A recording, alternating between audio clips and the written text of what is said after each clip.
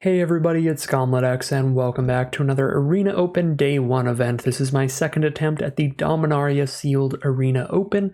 If we make it to Day 2, that is where there are cash prizes on the line, up to $2,500. However, it does cost 5,000 gems or 25,000 gold to enter this event, and you don't get anything back unless you get all 7 wins. Then you get your entry fee back and entry into Day 2. So I'm already down 5,000 gems from the first attempt here. As you can see, only have 64.90 left into the account, so this will be my final attempt at the Dominaria Sealed Arena Open Day 1 event. So, final bullet in the chamber here. Let's see if we can maybe get a 7-win run, but if not, we do have the Brothers War Arena Open at the end of the month. So let's see what we bust open today.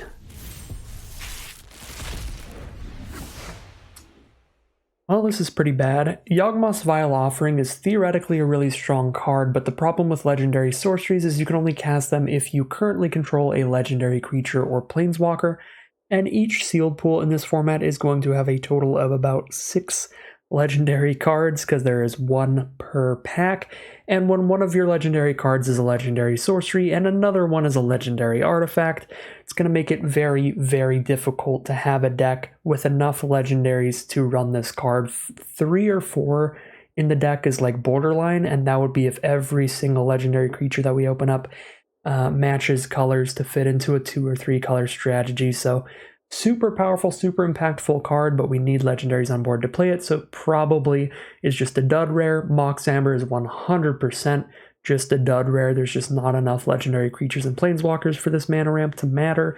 Getting a dual land at rare is not great, and Mishra's Self-Replicator is pretty slow. This is potentially powerful if you have a ton of historic cards, though, because once you cast 1 historic spell after you have the Replicator on board, you'll have 2 Replicators down, which means if you cast another historic spell after that, you'll have 4, and then after that, you'll have 8 total. So it does start to pop off after you've cast a few, but it's a 5 mana investment initially, and then it takes several more turns and several more historic spells to become worth that investment, so I'm not super high on it. Tempest Djinn's a very powerful card, but generally pretty bad in sealed unless our blue is very good. A triple blue card is pretty hard to cast. Blue basically has to be the most represented color in our deck for this to be castable at all.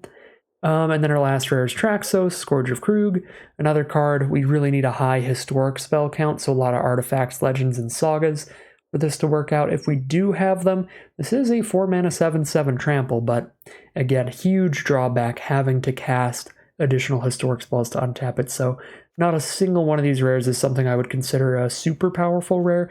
Tempest Djinn, Yawgmoth's Vile Offering, and Traxos are all potential powerhouses, but they all come with very big restrictions. All of them have different restrictions there, so honestly, this looks worse than my first sealed pool in terms of rare quality, but maybe we have the perfect support for 1 or 2 of these rares to really show off how powerful they can be. So we're going to look at our colorless cards and our multicolored here. We did not open a single multicolored card in this sealed pool, so nothing that's going to put us in a particular direction there.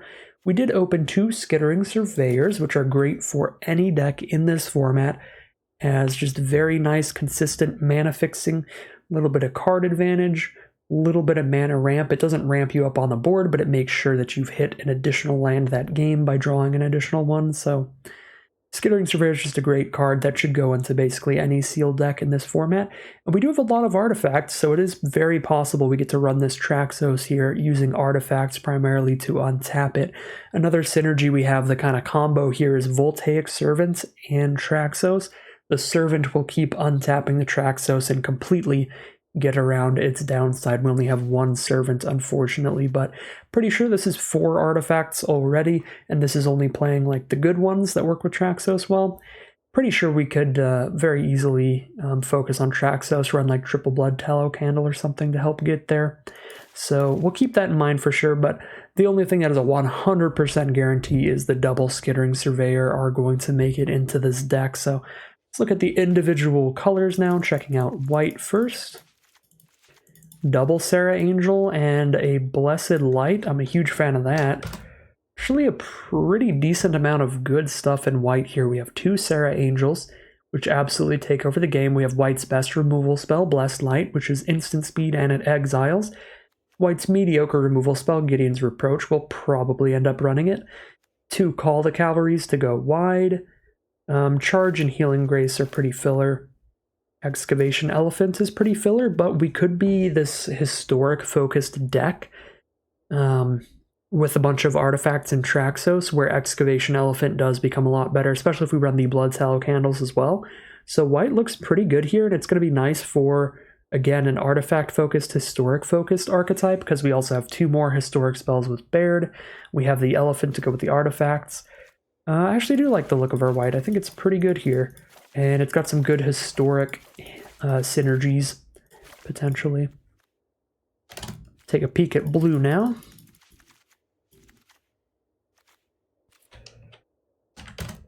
Biggest reason to be in blue is the Tempest Djinn, and if we're going to run the Tempest Djinn, we need to be heavy into blue, so we need more blue support and just enough cards to throw into the deck to have blue be the primary color.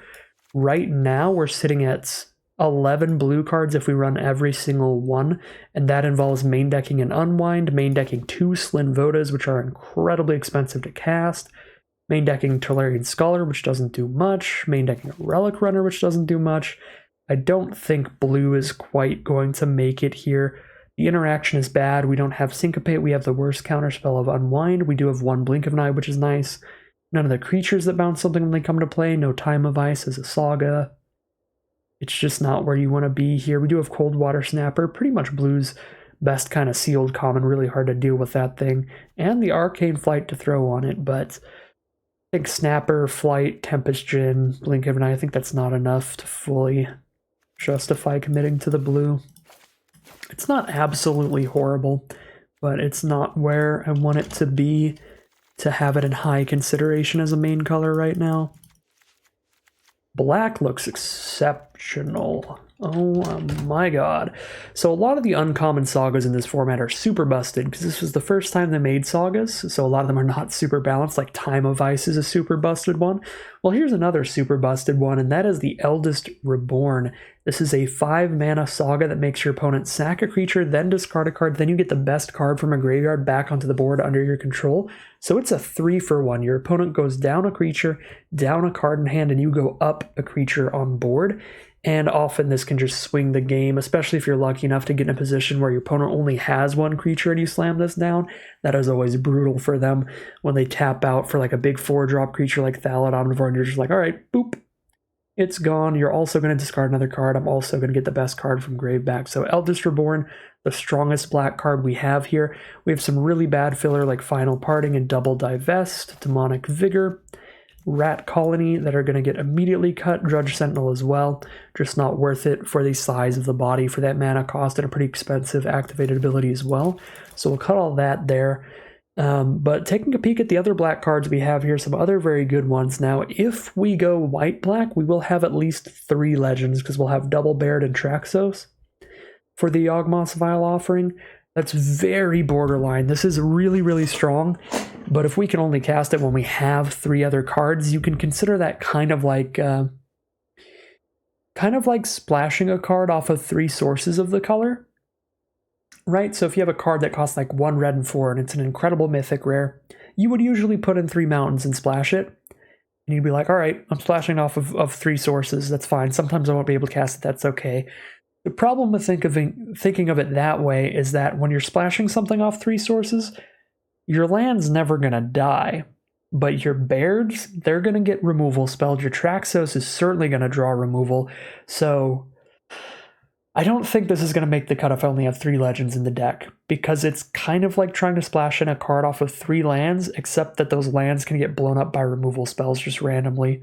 So I don't think Yawgmoth's Vile Offering is going to make the cut, but our other black spells certainly will. Settle a score, exile a creature, Vicious Offerings, -2/-2, or -5/-5. If you sack a creature, that works really well with our Double Deathbloom Thallid. 3-mana 3/2s that give us a Saproling after they trade off, which is great with the Vicious Offering. Knight of Malice is exceptional. 2-mana 2/2 First Strike, Hexproof from white, and if somebody controls a white permanent, it's 2-mana 3/2 First Strike, which is absurd. We have a Stronghold Confessor here. That's probably one of the most mediocre cards I've left in. Just 4 mana, 3/3 menace, but it is what it is. Then we have Windgrace Acolyte and Omnivore, both solid additions as well. So I really like the black here. Not fan of Yawgmoth's Vile Offering, but everything else I've left in the deck here is either exceptional or decent filler. Black is definitely my favorite color I've seen so far in this pool. We even have a Memorial to Folly to have a land that cycles away well. Checking out our red now.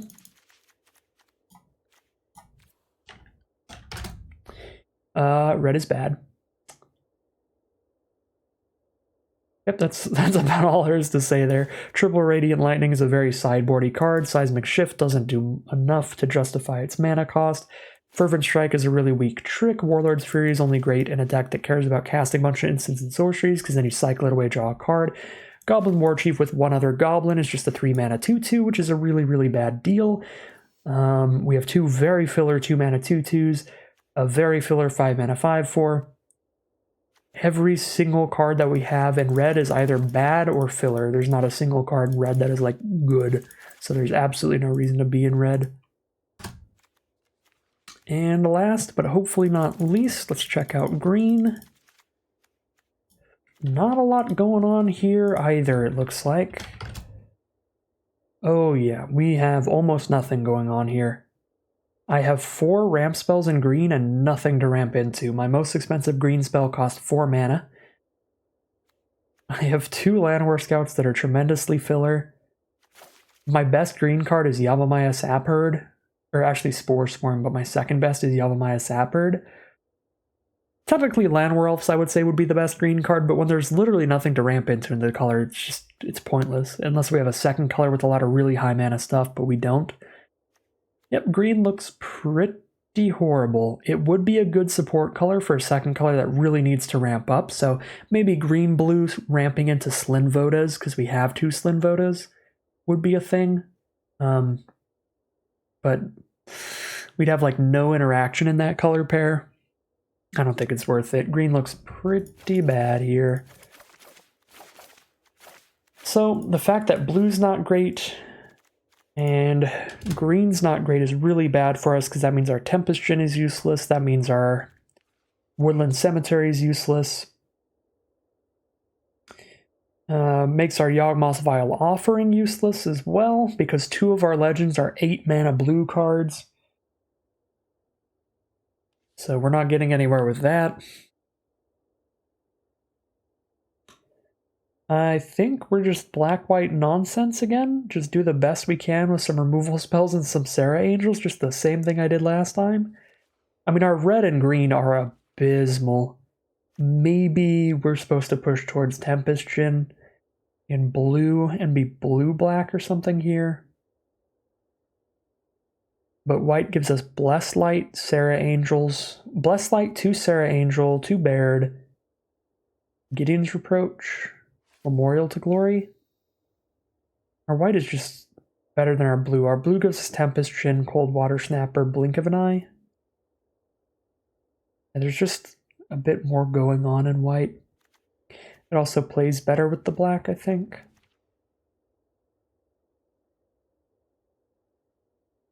Yeah, I guess blue and white kind of don't like perfectly synergize at all with the black. They're both just additions if we want to get there. We're definitely going for Traxos here. That's one of the few things we have going for us we can try to do. So we want to go Voltaic Servant Traxos. Koilos Traxos could be a thing. We could go Self-Replicator as well. Let's just go the full colorless. Whoop, the full colorless deck here.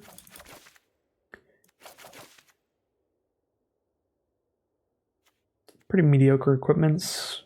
If we really want to get the historic count up, we can throw those in as well. 7, 8, 9, 10. That's 10 already. We'll also have a Saga in black.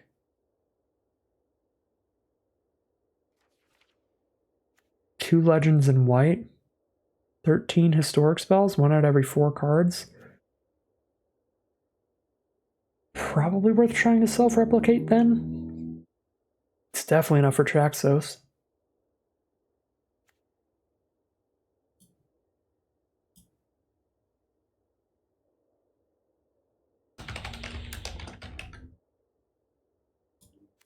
Self-Replicator is probably still too slow. But the sealed pool is just not good. Kind of feels like I'm not going to 7-win no matter what I do, so I might as well just play as fun of a deck as I can, get as much value out of my 5,000 gems as I can before we stop with the Dominaria Limited for the weekend.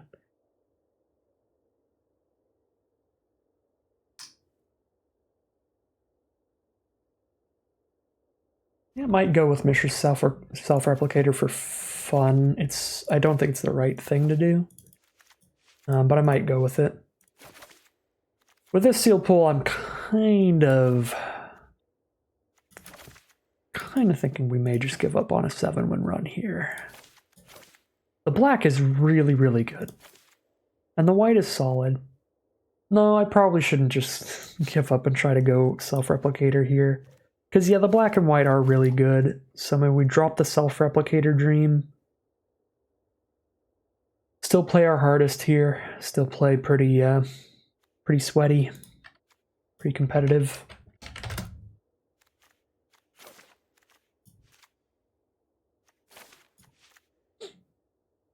Yeah, not Replicator. We're probably cutting the Guardians then if we're not doing Replicator.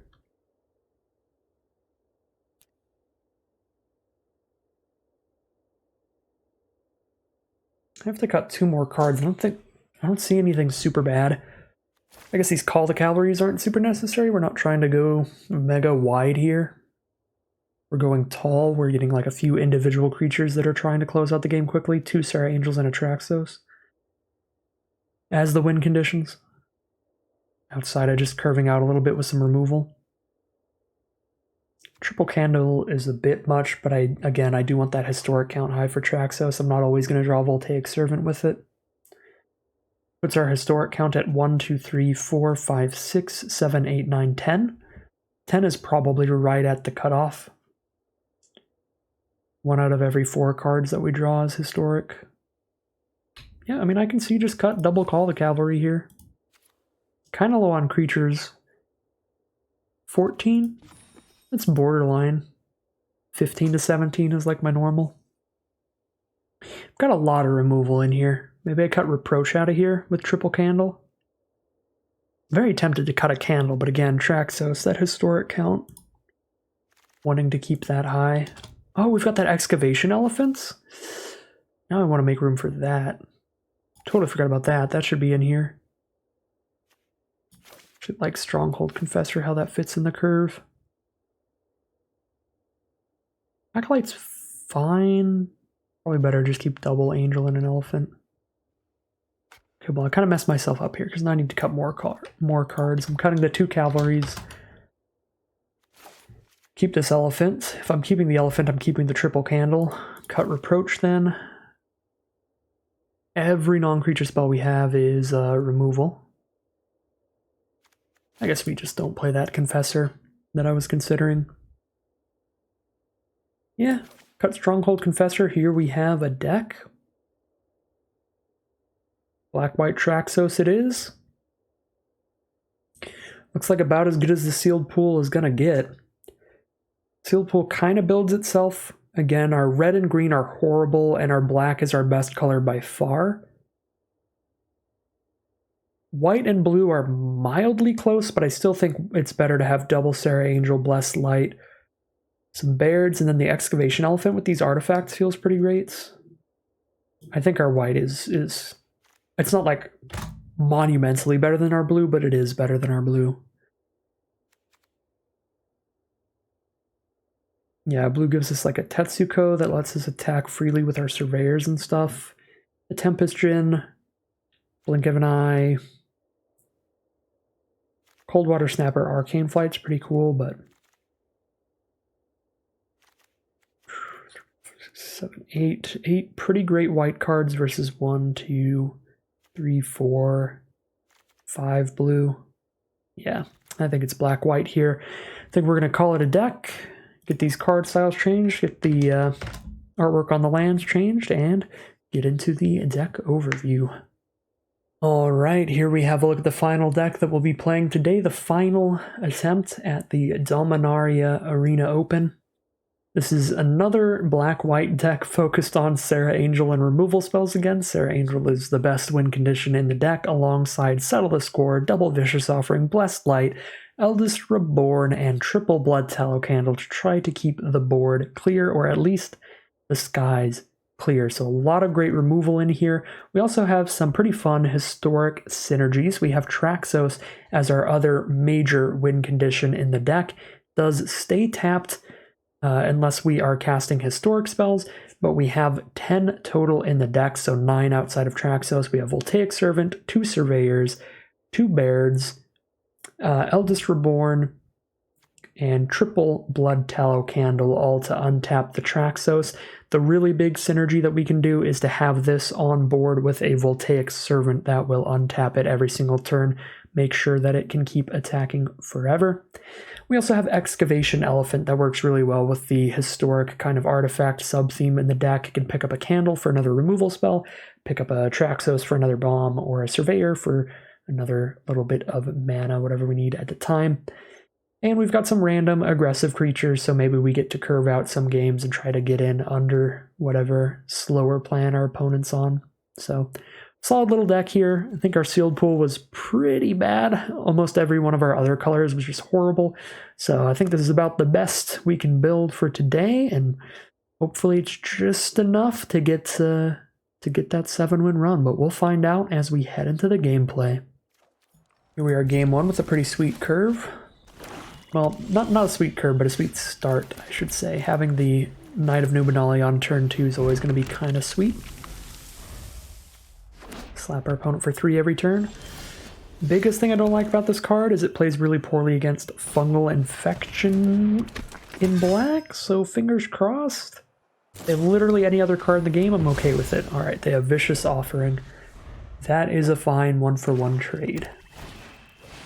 Pegasus Courser's coming down turn 3 for our opponent. Knight of Malice was a pretty good draw here.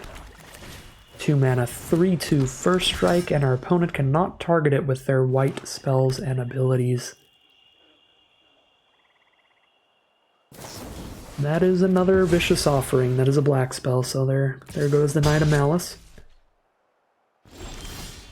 Alright, well, we are on Serra Angel next turn.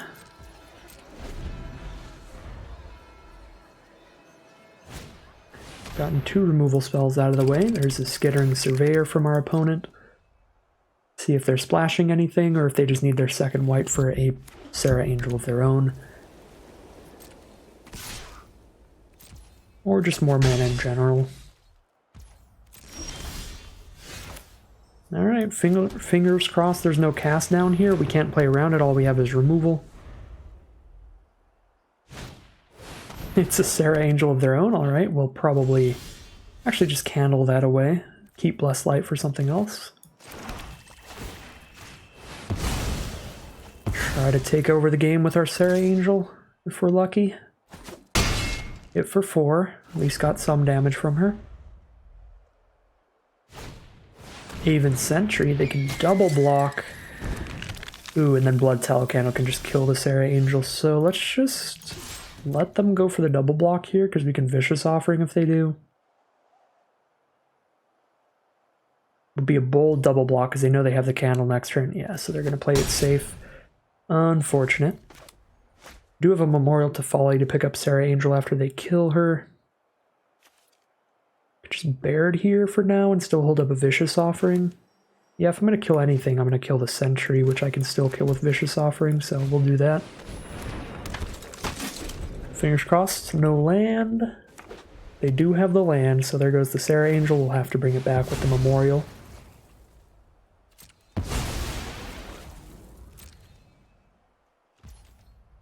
Okay, they can't attack because of Baird's ability. I think it is decent value to just kill the Sentry right now. Second Baird, alright, that's awkward. That's obviously quite awkward. We pass turn holding up Blessed Light. When we can attack, we've got 4 toughness. And then if we don't need to cast it, then we use Memorial to Folly to pick up the Serra Angel.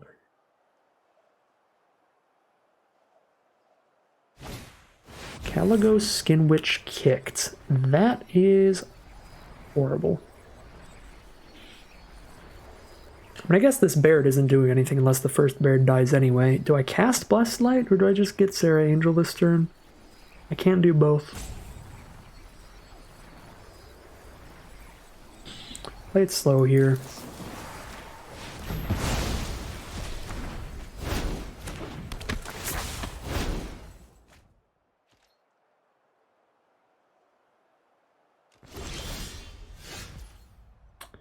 Traxos is a thing. Can't afford to play that and pick up Sarah Angel. And I have nothing to untap it. I think we're picking up Sarah Angel.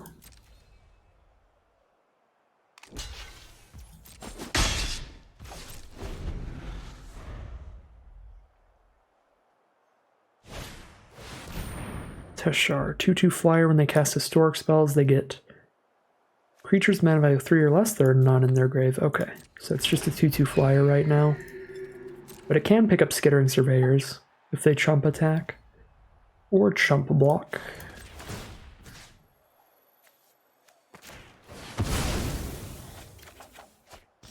Alright, get back on the Sarah Angel game plan.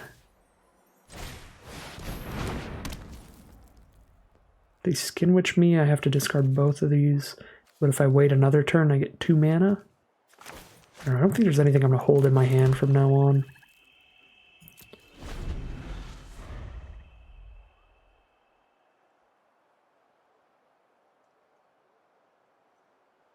I think we're definitely slamming down Traxos after this turn.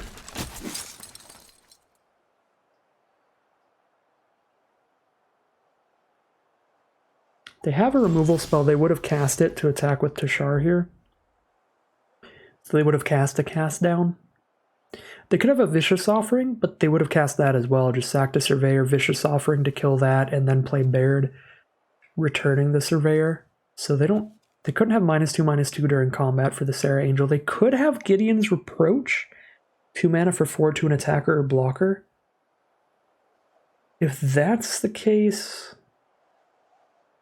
I think their line would have been to just attack. Don't play Baird, attack so you have the 1 mana, and then hold up their Reproach if I go for the block. I don't think they have anything here. I think Sarah Angel's good to just get in. And even if they have something, it's gonna kill Sarah Angel regardless. They're not gonna shoot some other random to work with it.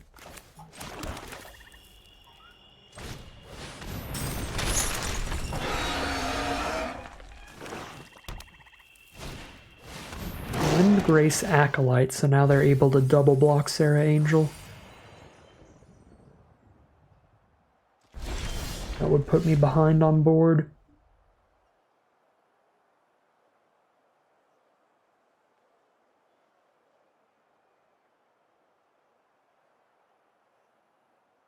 I think we're in a top deck war. I need as much mana as I can get. I'm playing against Baird right now. And I have a Memorial to crack. Shouldn't be holding the land just to pretend I have a trick.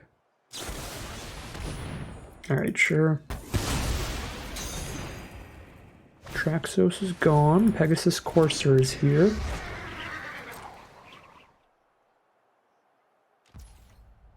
Honestly, 2/1/1s doesn't give me any value right now. They don't really do anything.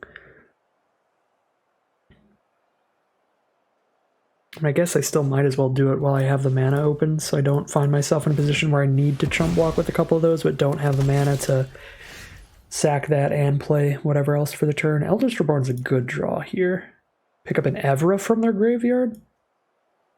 Or their Sarah Angel. Wow, yeah, pick up their Sarah Angel. And whatever they draw, they need to immediately cast now, or they'll have to discard it.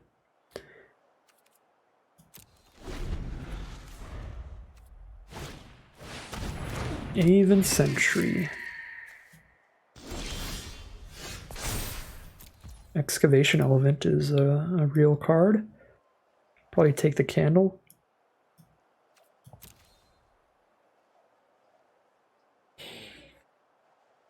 Could take the Traxos, but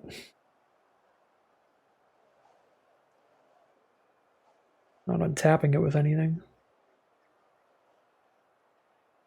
Yeah, take the candle.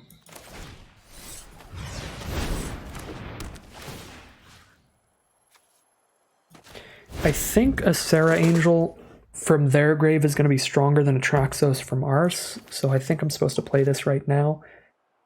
If I want to pick up Traxos with Eldritch Reborn, I guess I keep this in hand so I can untap Traxos, but I think it's Sarah Angel, right? Attacking with 2 Sarah Angels, they go double block, Candle can ruin one, so they have to just like quadruple block one Angel and the other one gets to keep sending in, right?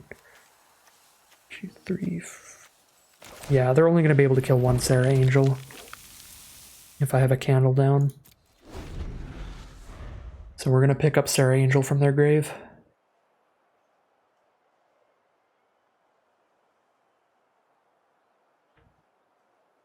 And then just start attacking with 2 Sarah Angels every turn.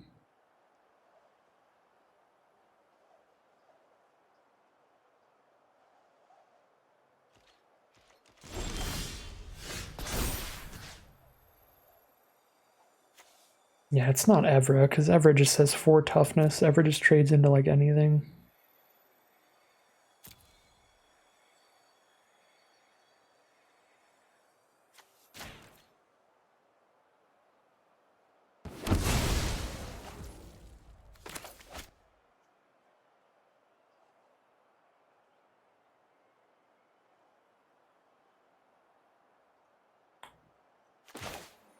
Still have enough to crack the candle after Surveyor here.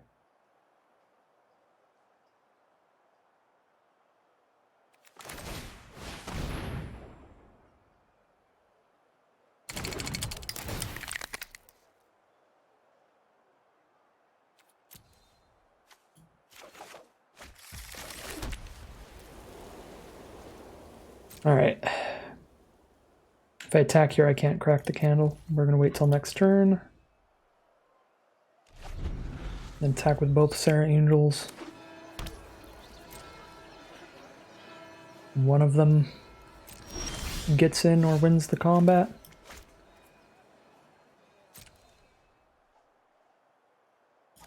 The other one just trades into a couple cards.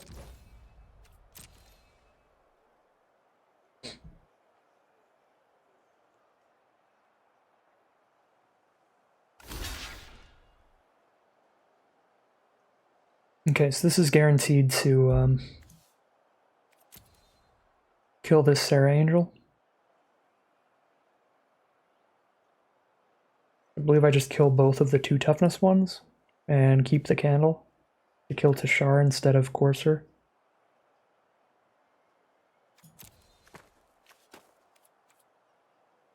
Seems reasonable.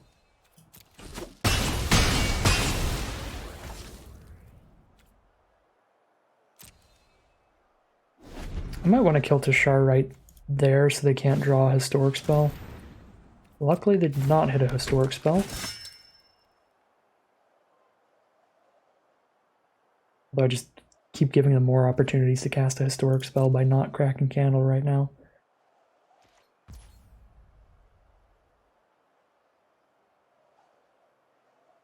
They only have 3 power flyers on the board, so I guess it's not necessary to immediately crack it.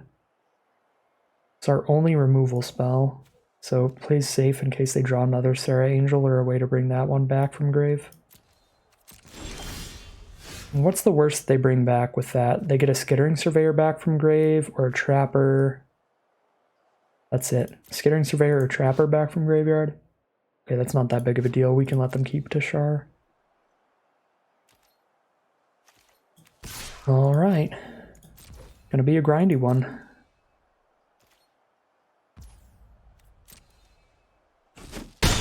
Hit for 4, they are down to 7. Get that candle mana up.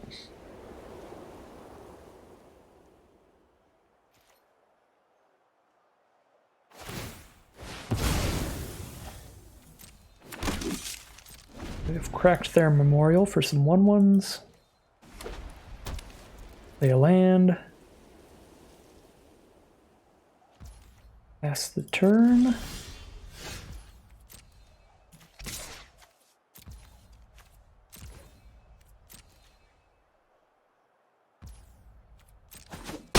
They're down to 3. 7, 1, 2, 3, 4, 5, 6, 7. I can guarantee one creature gets in if I crack Candle, but then it's just a 1/1 that gets in anyway. So they do get a Historic Spell, they get another Dork onto the board, but that doesn't help them block in the sky. It's A-okay with me. Alright, goes to our turn. Vicious Offering. Think that means we just win here. Yep, no cards in their hand. 2 + 6 is 8. We have 11 mana. We have more than enough. Offering to Shar. Candle Courser. Attack and pay the 1. And there we go. It's going to start off 1-0 for the Arena Open Day 1, run number 2.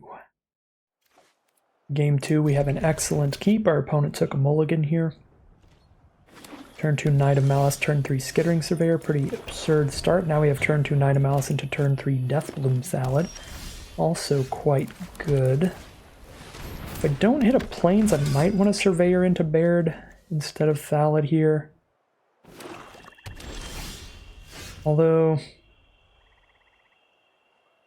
it is more damage putting 3 power down.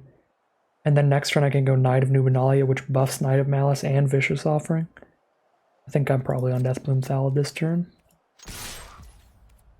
Sorry, Skittering Surveyor. Sorry, Baird.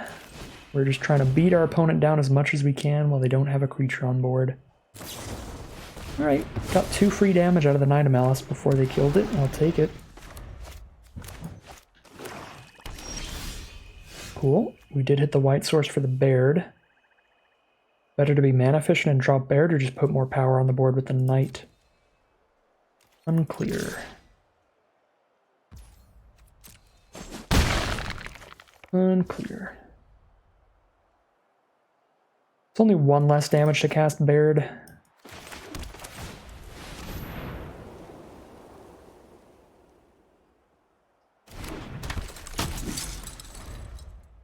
And Baird makes the most of our mana.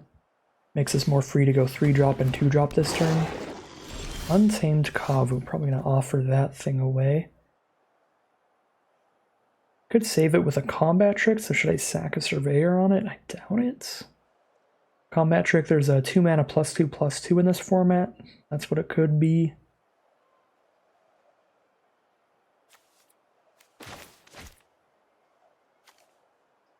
I'm going to go most power possible, go for the Knight. So they do have something at instant speed. So they were thinking there. They either have removal or a combat trick. I probably just send in. The worst that happens is I trade my Thallid into Kavu and it gives me a creature back when I do that, so it's not horrible. And then if they try to use a combat trick, I can make it blow up in their face. Okay, unfortunate. So they've got some kind of removal or draw spell or something, not a combat trick. That's okay, I can play Surveyor and still have power on this board. Quite a bit of power, actually. Now I have great sacrifice fodder for the Offering if they play a bigger, better creature. We can use the Offering to get that one out of the way instead. Soul Salvage, okay. Pick up just a Kavu. Rough draws for opponent if that is their best line they can take there. Play the Traxos. If we draw a Historic Spell, we've pretty much got it in the bag. Even if we don't, board state's pretty nuts here. Yep, replay Kavu. 2, 5, 6, 7. More than lethal. I might Vicious Offering sack Traxos just so they can't have a combat trick to get out of it.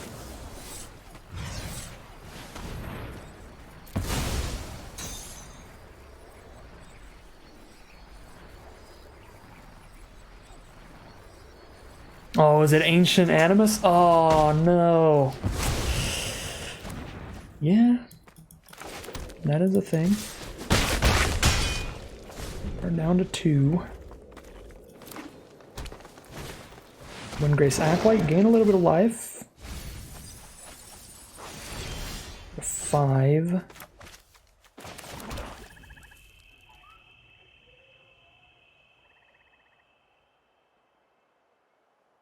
Might lose because I played around a combat trick. I mean, Traxos would still be tapped right now anyway.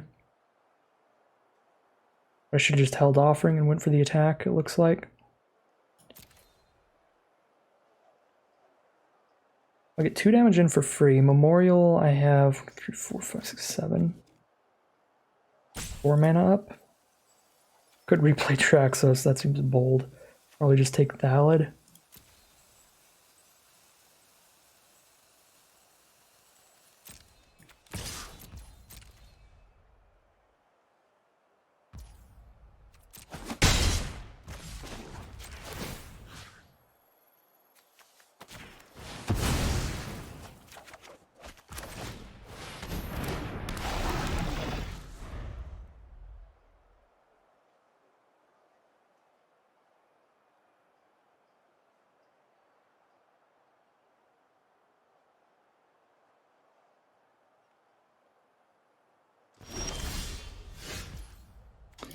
Memorial to Glory is a good draw. Actually, coming into play tapped is super rough. Sack it to... Oh no, trade it with Thallid here. Okay. So they go to 1.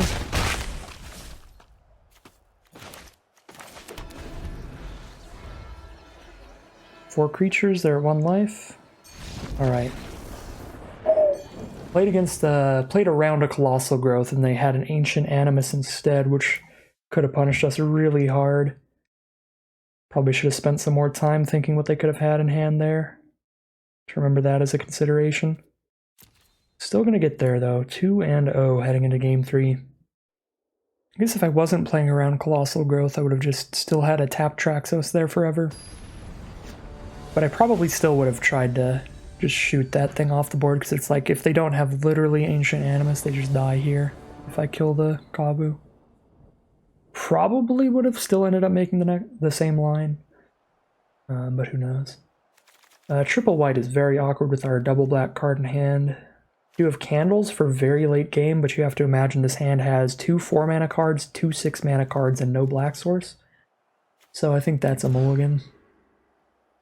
This is better, but not by much. It's got the exact same problem. I just need to hit any land, though, to get to Surveyor, and then I'll be good. So, drawn to any land, and this is going to be a great hand. Not even necessarily a basic. Basic would be the best, but... Alright, divest. Goodbye, Deathbloom Thallid. There we go. Basic swamp. Let's go. Spore Crown Thallid, so black-green Thallid's over there.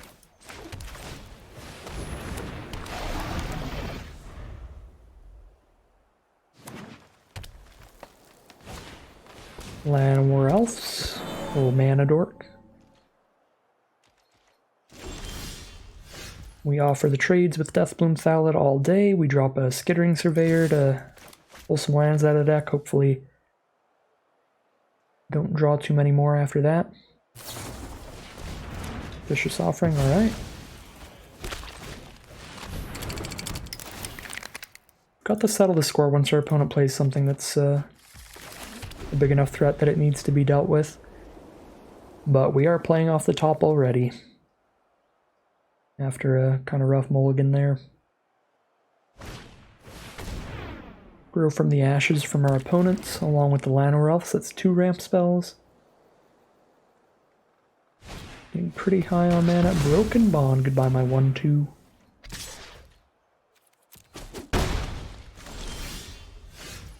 Excavation Elephant's actually kind of sweet here, because I am flooding a little. Just need 1 more land to kick that.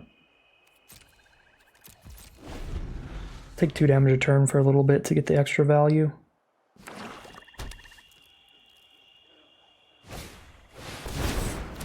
Yikes. And that card is very good.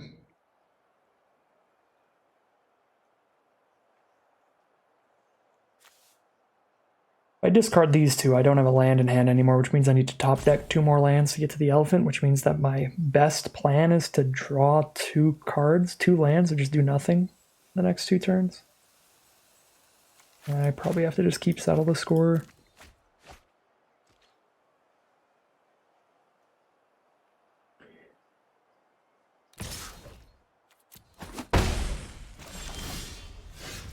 That is a good draw. So that keeps them completely off of us, and now we should both be playing off the top. Yep, we're both playing off the top, so board state's pretty much exact even now. That 100% just comes down to who will be luckier. I've technically taken 4 damage more than my opponent, but that hardly matters towards tipping the scales in a top deck war like this. We are playing roulette.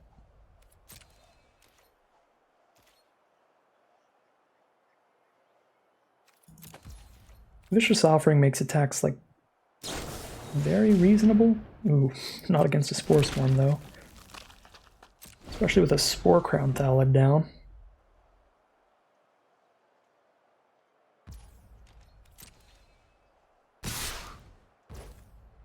Interesting.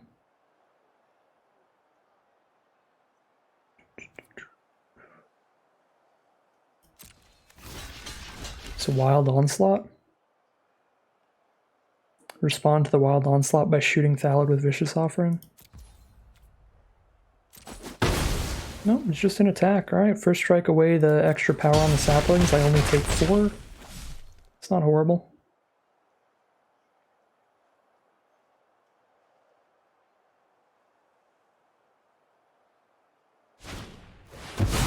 Orgar. Sack a bunch of stuff to put me at 10 instead of 12. Very okay with me. Orgar deals 2 damage to me. I'm pretty happy with how that all panned out. 1 land gets us 2 removal spells on board at the ready. Kind of need to hold their damage off of us. I can't go trading 2 damage for 2 damage every turn when I'm at half their life total. Now, I could, but I don't want to throw candles at Skin Witches. I think I would rather just keep playing off the top here because we have 3 ways to stop their first... Their next 3 plays I can just kill. I just need to wait for like 1 more threat to start attacking. I don't want to spend any of these removal spells on a 1-3 and a 1-1. Alright, Baird is more than good enough. Very good blocker here. Now we just start getting in.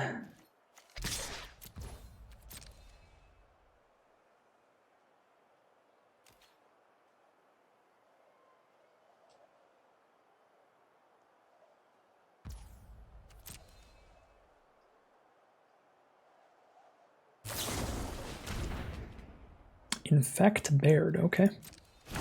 Baird's a 1-3. Alright. Just getting a 1-1 there. Verdant Force.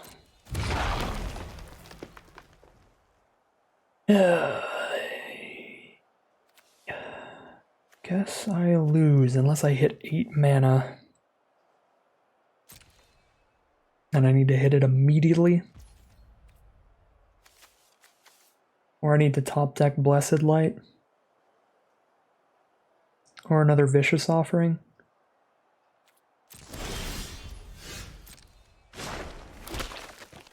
Alright. 1 more land kills Verdant Force. Alright. Unless they get incredibly bold and make a really bad attack here. Let's see. Fingers crossed, 1 land. 1 more land off the top. There we go. This last card in hand better not be a combat trick, I will cry. It sucks having to 2-for-1 myself to get rid of this, but it is 100% incredibly worth it.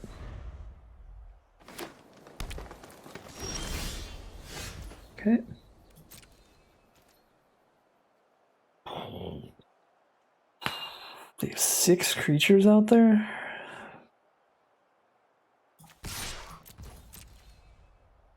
Just kill 4 of them here, I guess.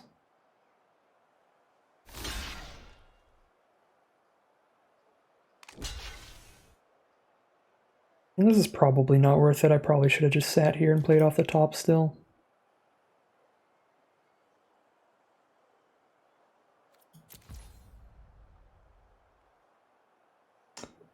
Yeah, that was really loose. I actually don't even think it's worth cracking the candle.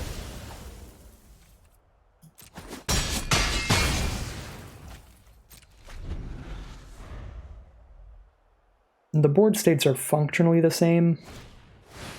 Right, we killed 3 of their 1/1s, they killed 1 of our 3/2s.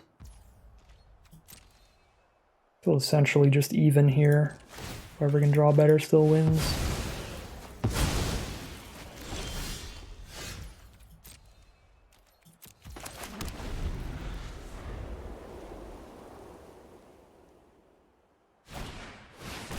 That wasn't the worst thing ever.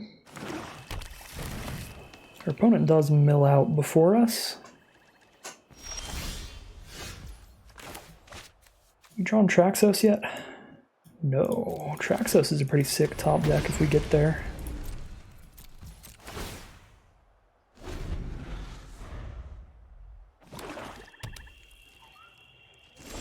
Some riveting nitro-fueled games of Magic over here.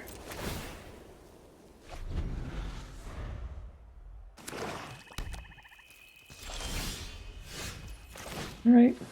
Candle's not bad.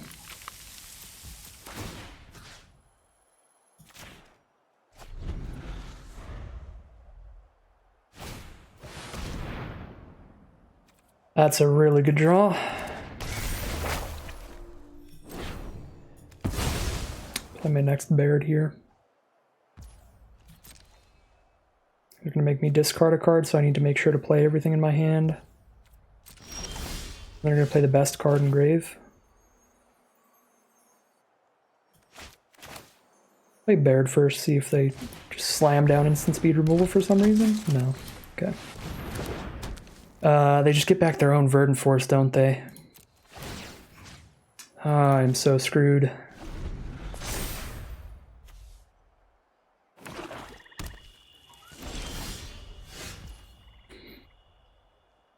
We have a reasonable clock against them. We can try to outrace a Verdant Force.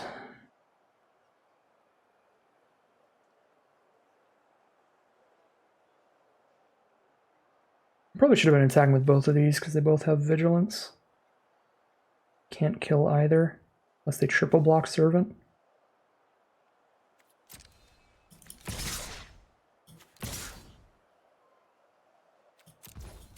They triple block Servant, I get in for 2 more damage.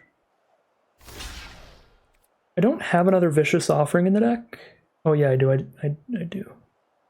So if I draw Vicious Offering, I can kill Verdant Force. I don't think I crack this thing. Let's get that extra damage to make Serra Angel a 3-turn clock from now on instead of a 4-turn clock from now on. I think that was probably worth it. Sack the Voltaic Servant to speed up how quickly Serra Angel kills them by 1 turn. So I just need to get 3 attacks in with Serra Angel. They're grabbing something out of our grave. I was gonna say I would be very surprised if they don't choose Verdant Force. Deathbloom Thallid. Alright, cool. We're still killing in 3 attacks in the sky. Just need to survive 3 turns on the ground somehow.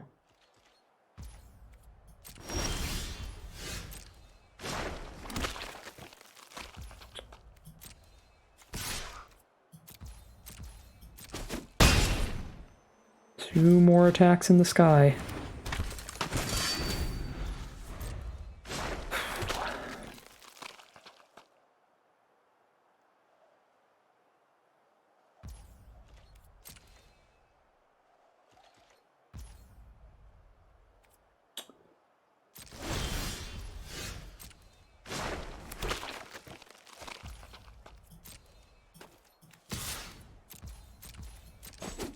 All right. I can survive next turn. And they don't have removal. myself and my Sarah Angel survive this turn. Just divest for my swamp.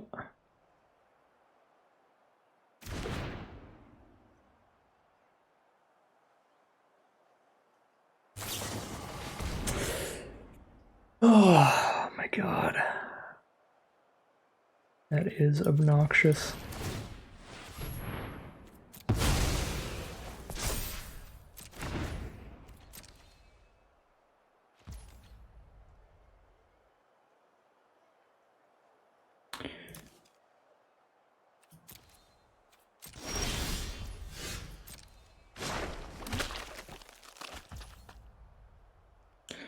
Okay. 4 blockers. I do survive another attack. Alright, opponent. One more shot. One more opportunity.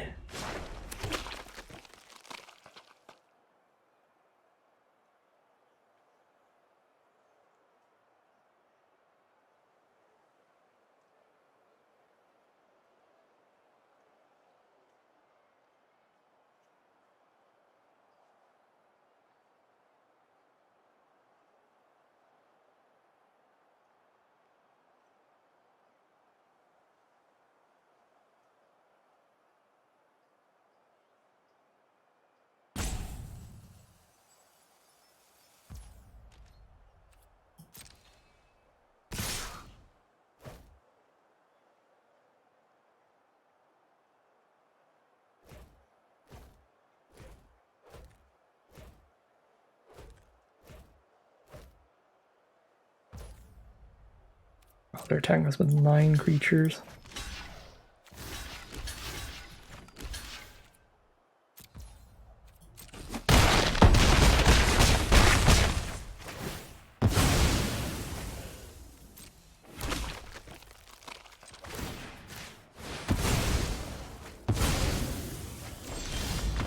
Alright.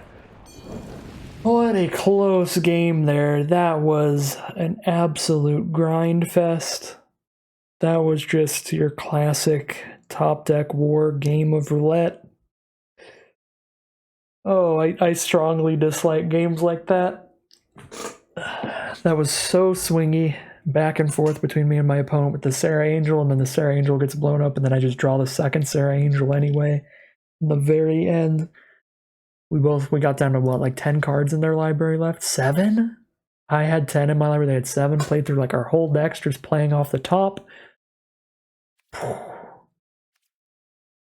Incredibly close game. That one basically entirely decided by RNG, but luck is in our favor for that one. We're going to be 3-0 as we head into Game 4.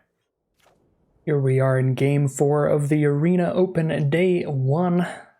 This is probably the best hand we've had so far. Really aggressive Knight of Malice and Knight of Dominaria in conjunction with a removal spell to back them up.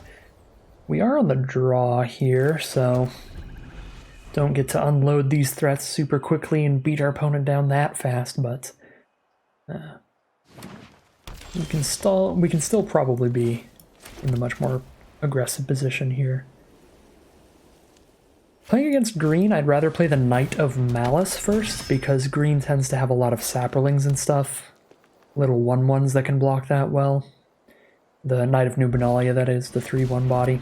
Yep, very happy that I went for the Knight of Malice first, because now Knight of Malice gets to keep attacking in. I think I would rather... If I play Skittering Surveyor here, I'm guaranteeing a turn 5 Sarah Angel. It's not on lock if I don't. But I can go Knight of Dominaria Blood Tallow Candle, and then I can just play Surveyor turn 4 instead to make sure I still have Sarah Angel if I don't hit a land next turn. It's probably better, get more damage down by playing a white permanent, making the Knight 3 power, sending it in, dropping a Blood Tallow Candle. It's still mana efficient. We're just not locked into turn 5 Sarah Angel now. We'll have to put in work for that later if we don't draw into a land. Llanowar Envoy, that's fine. Knight of Malice still attacks into that super well. And we hit the land for the Sarah Angel, so I could settle the score. I don't think I want to. I'll just settle a Land War Envoy. That might not be horrible here. Keep my opponent off their second color. They're just stuck on 3 forests. They don't have a 4th land. They can kill Knight of Malice if they block with everybody now. That's fine, because then I kill Land War Envoy in a 1-1. Yeah, I think I just attack with Knight of Malice. If they let me kill it with the Knight, that's super cool with me, and if they don't, I might settle the Envoy. This is kind of weird, but they're choked on mana here. Let's try to keep it that way.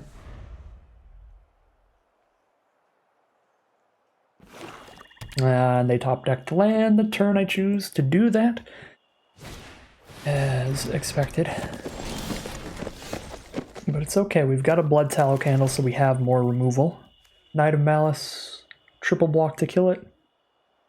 Vicious Offering to ruin that and play Surveyor. I think I'd rather just play Sarah Angel and try to do that next turn. Fingers crossed, no Eviscerate. Oh my god, they had 3 colors? They were stuck on mono green until the turn I exiled their card that could add any mana of any color. And as soon as I decided to spend a card to stop them from getting off colors, they went Swamp Mountain. That is pretty phenomenal for our opponent.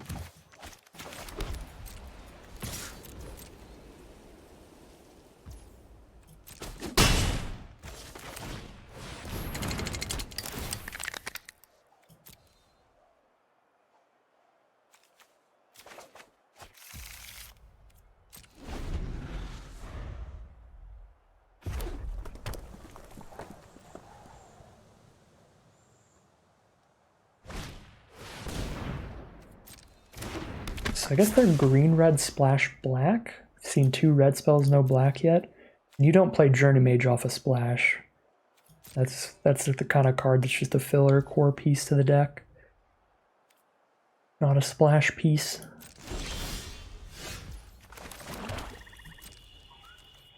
Oh, I still got candles everywhere.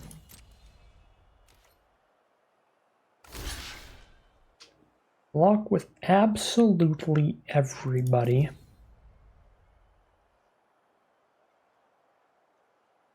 What do I wish to kill? Oh, I guess I already ordered things, so I killed Druid and Sappered then. Oops, I thought I just clicked the close the browser thing.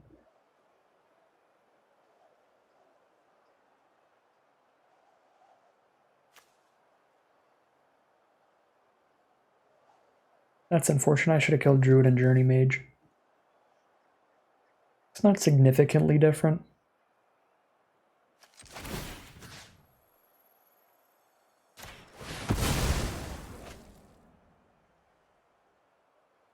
They have a combat trick in their hand too.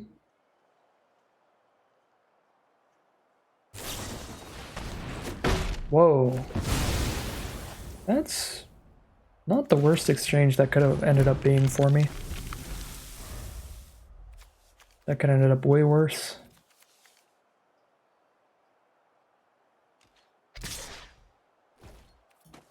Alright, we need to draw into another threat now.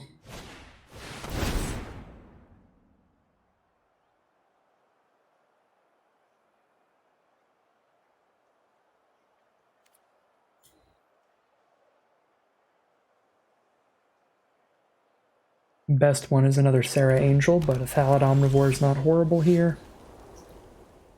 Lands are pretty bad. Deathbloom Thallids aren't bad. Pegasus Courser's great.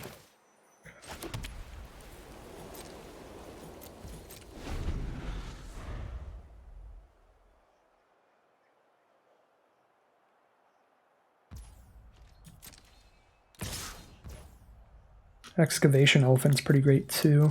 A lot of pretty sweet draws we could get to. Okay, hello there. Tired of 2-for-1ing myself to get rid of Verdant Forces.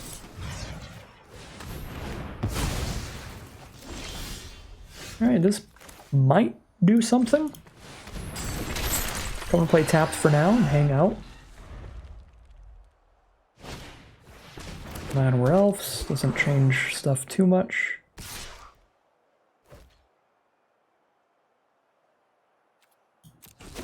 If I ever trade with Sapper, I just start hitting for 3. I just start getting hit for 3 every turn instead of 2 every turn. We have 1, 2, 3, 4, 5, 6, 7 historic cards left in our deck of 22. About a 1 in 3 chance of hitting a historic card to untap Traxos. One of those is, of course, the Voltaic Servant.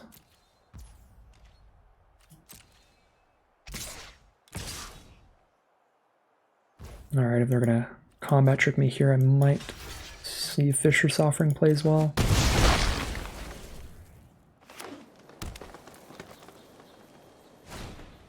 Grun. Is that kicked as well? So it's a 10-10?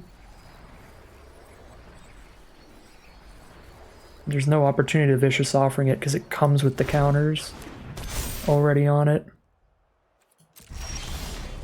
There's the Voltaic Servant, but Grun attacks as a 20/20. So we need Blessed Light.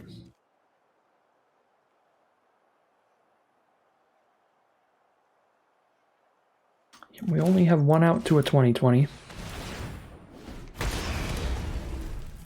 Unless they play really poorly. Ooh.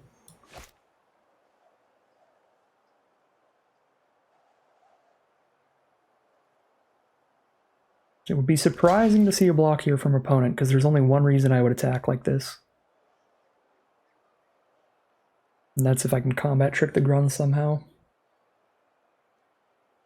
I guess it could be a desperation attack. That's fair. It could be a desperation attack. Alright, so we're going to lose Traxos, but they're going to lose Grun, so...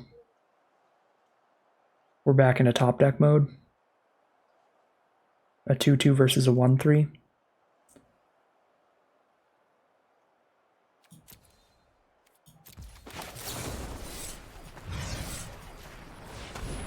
Alright, well I went from just guaranteed dying incredibly fast to playing roulette with my opponent, so I'll take it.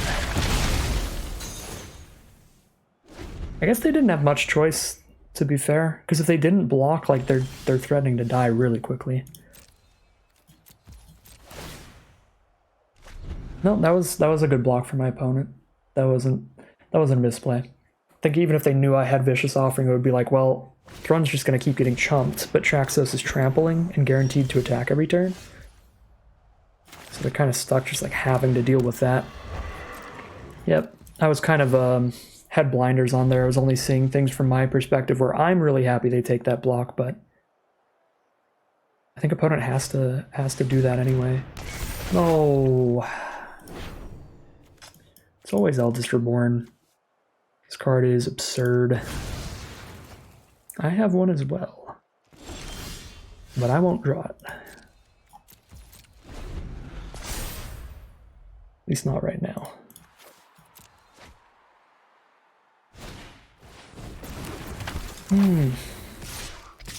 Opponent's definitely winning the roulette game.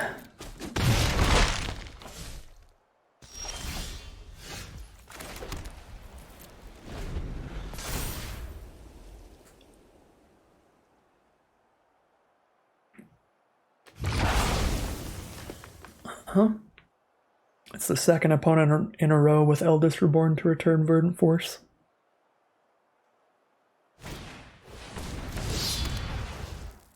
And I get to die to a Black Blade again, as I did the first attempt.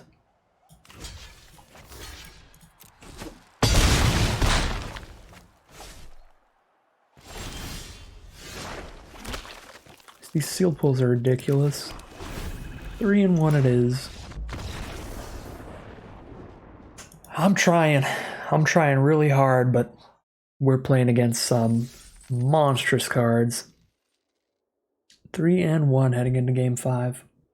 We have several of the strongest cards in our deck with Eldest Reborn, Serra Angel, Settle the Score. We have nothing to do early game and our opponent's on the play. I cross my fingers here and hope they're not that aggressive.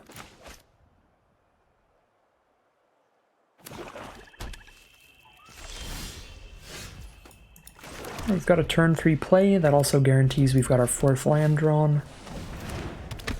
2 mana 2/2. It's moderately aggressive. Luckily we draw a card to trade into that, which I will just trade into that because I think I'm trying to play the late game here with this hand.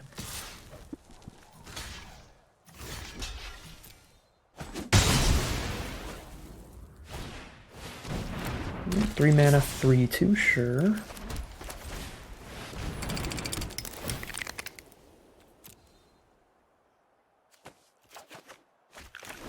We've got the mana for everything in the hand now.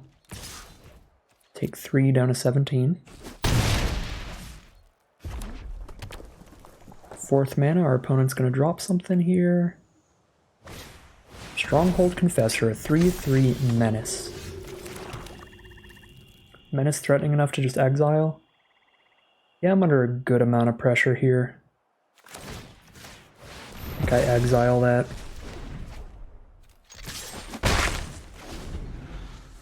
The evasive 3-power threat.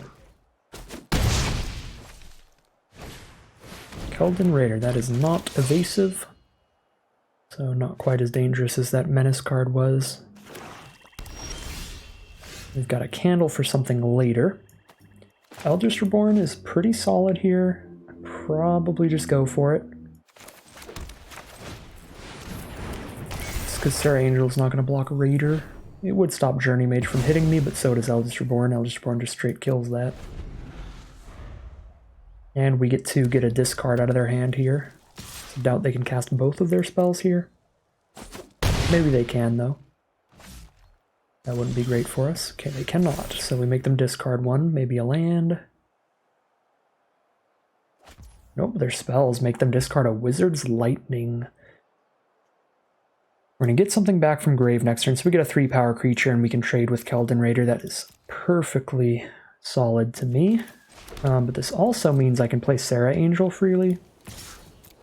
Because if Serra Angel gets killed, then I just bring it back with Eldritch Reborn.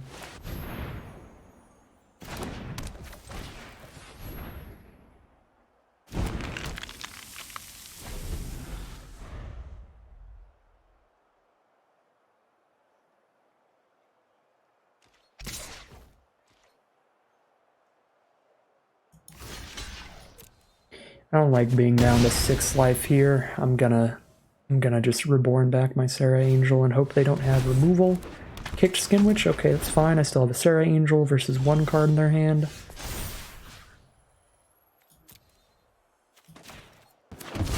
Feels like a winning position. But I don't know what their last card is.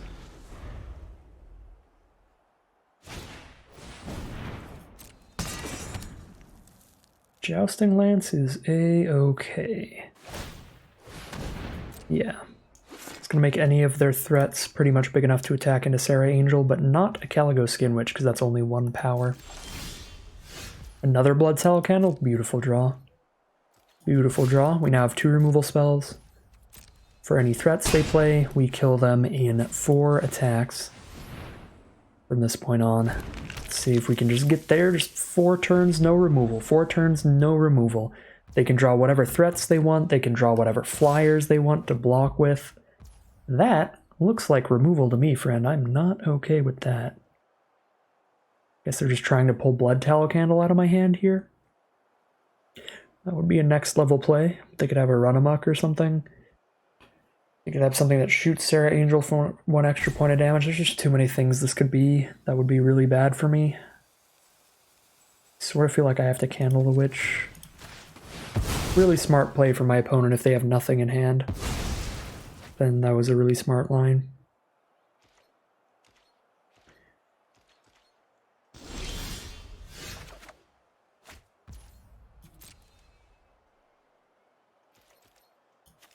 I think opponent's playing in full control mode. Definitely.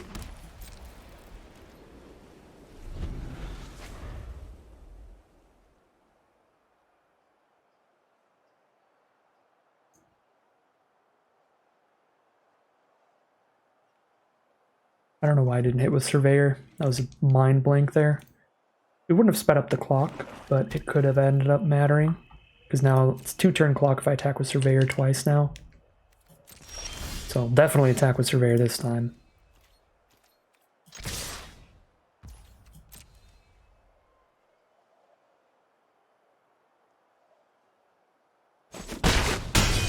Alright, one more attack with my board gets them. Drudge Sentinel. Threatening lethal if we can clear that off the board, so we'll try to do that in the end step.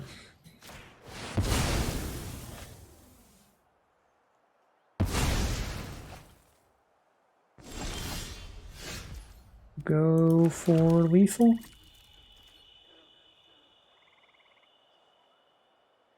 They have a Wizard's Lightning. Okay, so they did have something. They probably had that the whole time. And that was what they were trying to get done with the Caligo Skin Witch.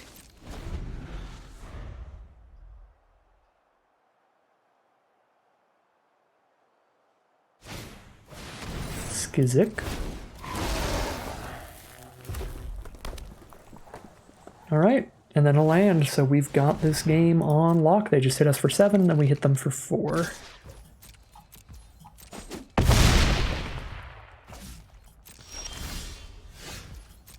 And we're going to be 4-1 now, I think.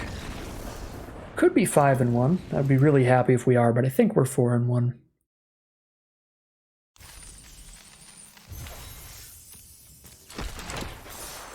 We are 4-1 now. Need to get 3 more wins before we get 2 more losses. So just a little bit of a positive win right here, hopefully. Fingers are crossed as we head into Game 6. Game 6, turn 2, Knight of Malice. Best 2-drop in the deck. Let's go. We're on the play as well. Let's just roll it out. Oh yeah, we can play this candle as well. Sometimes it's better to hold the candle in case we draw into Traxos, but I haven't been considering that much. But when you have Voltaic Servant in hand as well, we definitely don't need to hold candle for Traxos. Alright, no white permanent yet, but our opponent can play one for us. That would be much appreciated. Buff our Knight of Malice.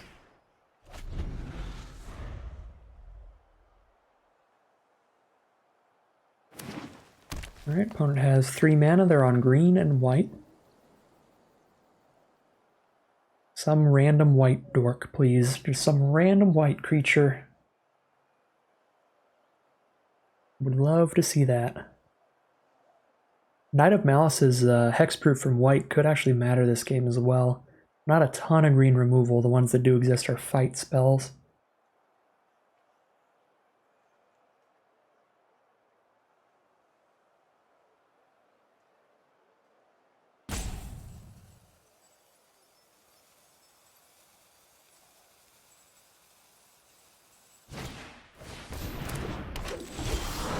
Manadork and Elfhame Druid. Always bolt the bird, question mark? They're on 3 mana right now. We're on the play, so we don't know. They could just have a 4th land anyway.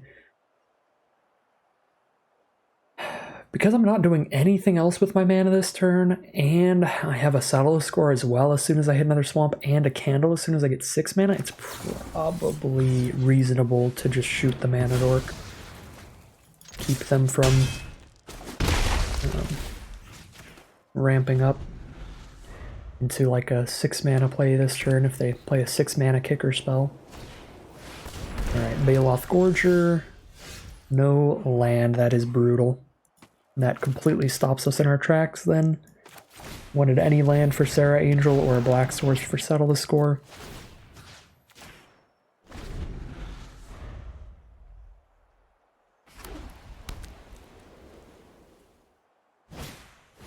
Now the Maya Sapherd, really locking things down on the ground. We are never going to get in.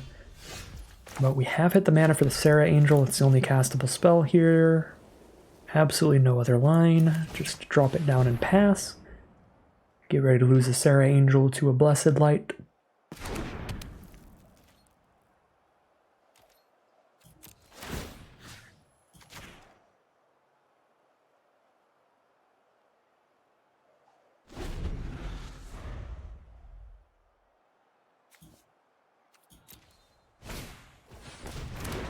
Alright, Llanowar Elves doesn't do too much now. Shalai does a lot. We need literally any land in the deck and get rid of Shalai. Okay, we got Skittering Surveyor to get the land, but they're going to get to put a counter on their whole board because I didn't just hit a land this turn.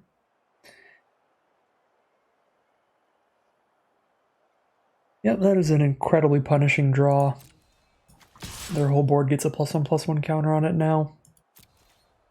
I missed the land on this pivotal turn. Luckily, it's a card that makes sure we have the land next turn. Just don't have it yet.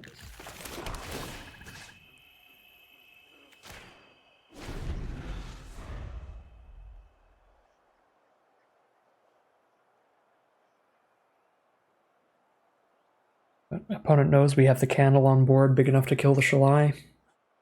They have exactly enough mana to put a counter on their entire board state. But if they do that, they don't have a flyer for Serra Angel. So maybe they don't actually get that value. Maybe they don't get to put a counter on their whole board because they have to spend their turn using removal on Serra Angel or casting another flyer. Maybe it's not as bad as I thought it would be here.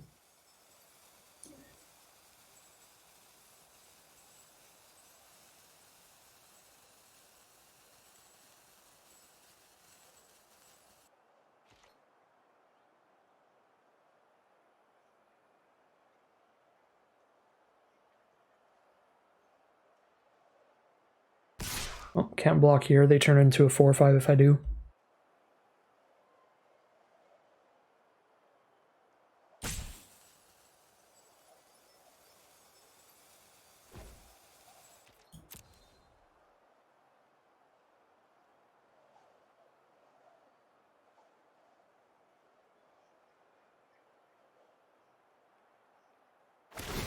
Okay, they are still going to spend the turn putting a counter on everybody. Okay, now we know they're tapped out for Blood Tallow Candle. They died to 3 attacks from Serra Angel. If I had one more mana, I'd love to Pegasus Courser and settle the score instead. Because then they die really fast because we get 4 more damage in this guy with Knight of Malice here. So they would die in 2 swings if I could get Pegasus Courser and settle the score here. It's actually kind of risky, but I'm still moderately considering that, just playing Pegasus Courser, because I can hit them down to 7 life and then have lethal on board, but the problem is then they still have Shalai, they get another counter. But if they just go for another counter, we exile Shalai. I don't know, it feels a little too risky to me. I think I just take the one shot that I know I have to kill Shalai to do so. Go for 3 turn lethal instead. Because if I go for the Pegasus Courser line and they just untap and blow up Serra Angel, that's going to play really poorly for me.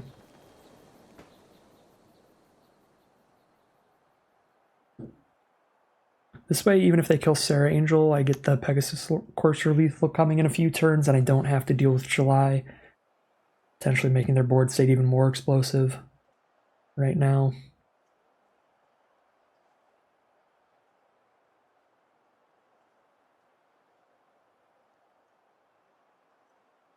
Although they don't really have the mana to use Shalai's ability and cast a removal spell if I did leave them with Shalai.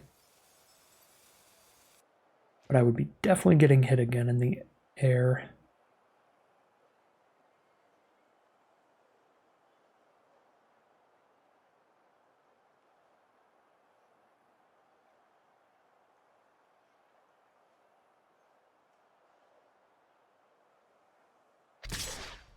Alright, Sapherd's coming in. I'll trade that with Thallid.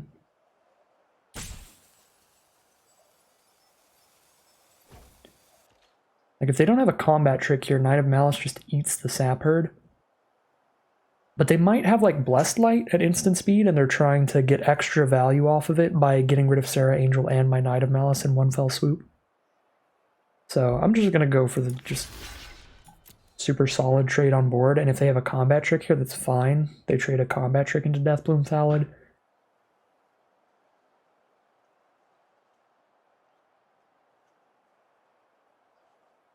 Don't really want to put the Knight of Malice at risk here. So yeah, that would make a lot of sense to me, is if they have instant speed removal to kill Sarah Angel, they know that by getting Sarah Angel off the board, Knight of Malice's power goes down to 2, so they're trying to bait that out. Yeah, that's exactly what it was. Trying to bait me into blocking with Knight of Malice. Alright, there's a Trapper. And Unicorn Knight is back to a 3 power first striker. And we're just going to threaten to kill them in the sky really quickly now.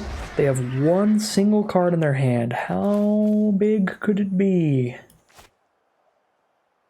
Very tempted to get rid of this Baloth Gorger here because it's their only creature that can really get in. We can definitely outrace them if they don't have a Baloth Gorger. Mace Unicorn's a little annoying to try to race, but we can like double block to kill that without too much work. The Baloth Gorger's the pretty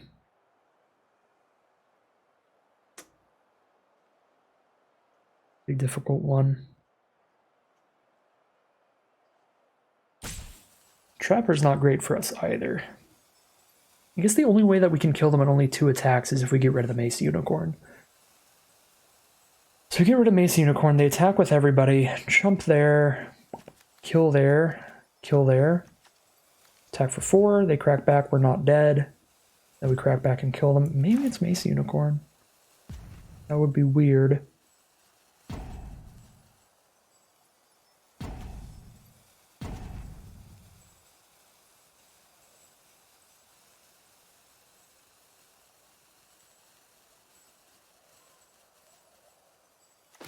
I'm just going to go for Baloth Gorger so I don't have to make any chumps. I can just go for straight lethal blocks.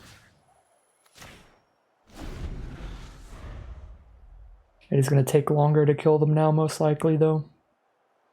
Because they can just make a chump attack with Mace Unicorn at some point.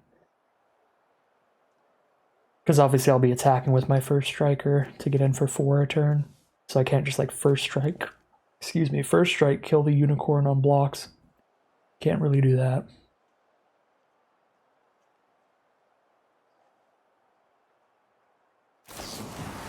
Alright. Turning into a top deck war again.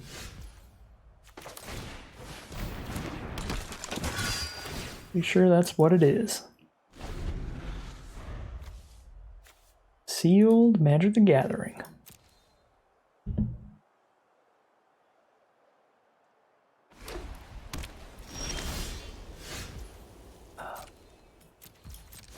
Big part of why I highly prefer draft is with decks a little more streamlined, a little more focused. Stuff like this happens a lot less often. Feels like it's happened almost every game. In the Arena Open number 2. My second attempt at Arena Open day 1 this time around. So it has really felt like I'm just setting a lot of these matches up to just roll the dice in the end. See who draws what first. Do I draw my Sarah Angel first? Do they draw their Verdant Forest first? What happens? Basically. Eldritch Reborn would be another Sarah Angel, so that's 2 really good outs at least in here. Traxos is great. There's 3 cards that start winning us the game pretty quickly. Is Candle on board? They can't block Knight of Malice mega well? Yeah, they can. They can still block with 3 2-toughness creatures, and I only kill 2 of them. Yeah, I don't really have any attacks still. Just chilling, hanging out, staring at each other. Rolling some dice back and forth. Playing some Texas Hold'em. Doing what you do. All the cavalry.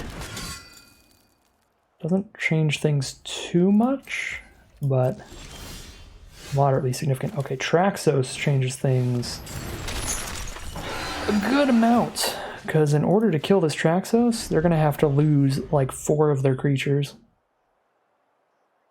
And that should be enough creatures off their board to start chipping in with everybody else. Traxos is pretty significant here. Had another trick to go with Traxos that would be super beautiful, but it's still got to be worth the attack, right? They need to block it with 5 2/2s, and I get to kill all 5 of them because I candle one and... Oh no, I get to kill 4 of their 2/2s. Or I kill 3 of their 2/2s and keep Candle. 3 2/2s. Killing 3 of their 2/2s still doesn't quite put me in a board state where I get to attack with everybody else yet. I feel like probably still just worth sending the Traxos in. I mean, have an Excavation Elephant in the deck. I think we take the trade. We just clear out 3 of their 2/2s here.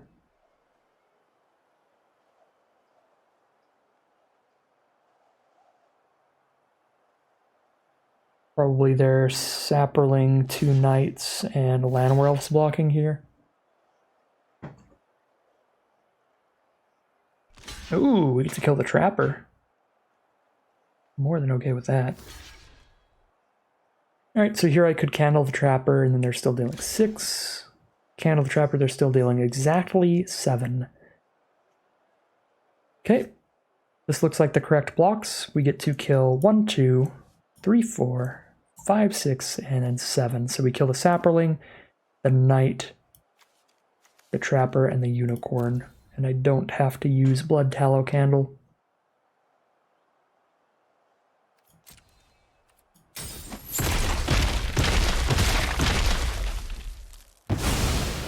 Cool. Their board is significantly smaller. They now have 4 2/2s.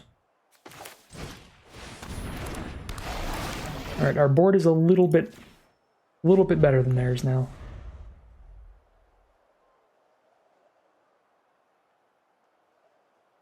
They are at 9 life. Maybe I just start flunging in with everybody. Oh my god. Alright, Excavation Elephant. Well, definitely then. That's a card and a half. Start sending in everything that trades into a 2/2. Clear this board state. Oh my lord, that's a card to have in hand there. That is about as horrific as you can get. You know, I think that is the best card in the whole format they could have had in hand in response to this attack. Everything else that's like super good would be at like sorcery speed, like a Multani or something. That is utterly devastating. Because now even if I get Traxos, their board's all 4/4s, which is completely ridiculous. We know they just top decked that or they would have played it last turn. So thank God we cleared out 3 of their creatures at least, but this is disgusting. What a draw from our opponent. Yeah, we had absolutely no way to know that they drew that because we had 0 information to go on. They wouldn't have played it last turn, or they would have played it last turn. It was straight up just whatever they had in hand was what they could play here. Or whatever they top decked off the top of their deck was what they could play here. And that just happens to be what they drew. That is so completely disgusting. That is not fun in the slightest.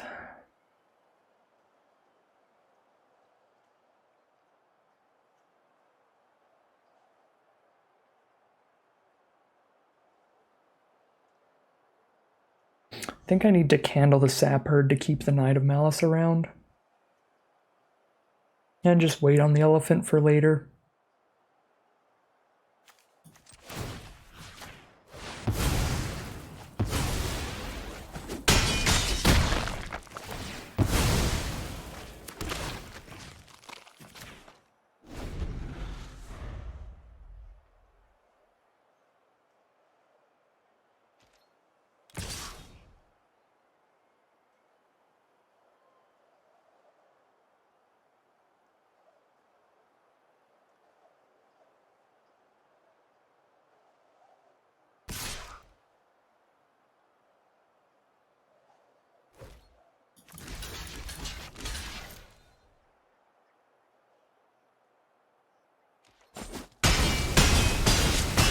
Went for that block because I was pretty sure they weren't going to kill Voltaic Servant because they can kill 4 creatures if they kill all the other ones and not Servant.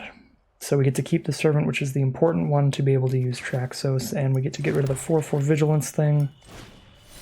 I think we just lose to the top-decked Wild Onslaught, though. Like, gun to my head, I cannot name a better card in the entire format they could have had at instant speed there.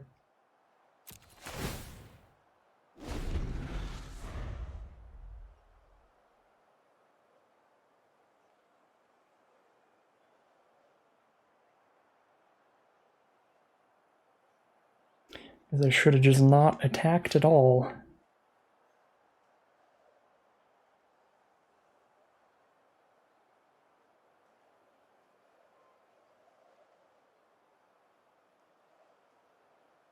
Could have picked up a candle here so I have something to kill the Aven Sentry.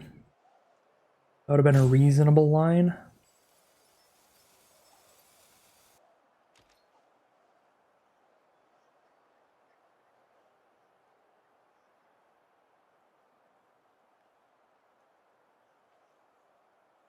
But Sentry takes 4 turns to kill me. And we can draw another candle. That can happen too. I think I play Traxos first. Don't really want to play Candle and reveal it. It's going to soak up 6 of my mana next turn anyway. I only have 3 up.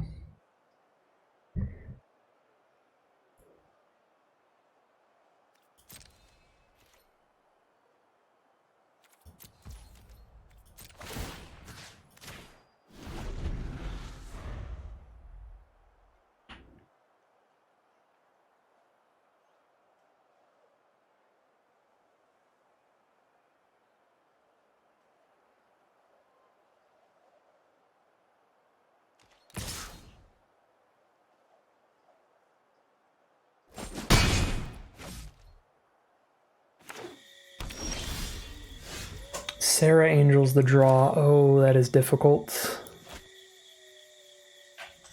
Choose what to do now then, because I could play the candle, attack, and if they double block, I could... Wait a sec, can I just kill them with candle here? We play candle, we attack with everybody. If they double block Traxos, they take 3, 4, 5, 6, 7. Trample over for 3. We have exact Z's if they don't have a trick.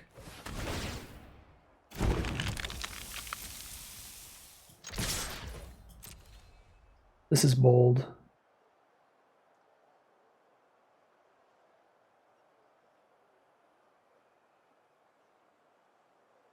Or we could just kill them here.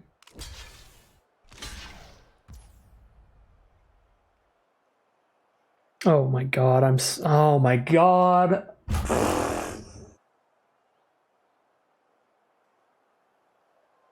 This could happen too. That's a thing. I get to untap Traxos so I can block on the ground. Play Sarah Angel so I can block in the sky. If they draw removal, I die. Do I just hold candle here?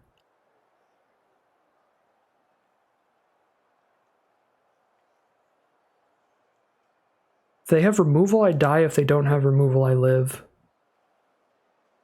I completely didn't even do the math if they just block my 3 power things. I should have candled pre-combat if I was going all in like this. Done in the main phase as well, so they couldn't do a combat trick in response. If they did, then I could just choose not to attack.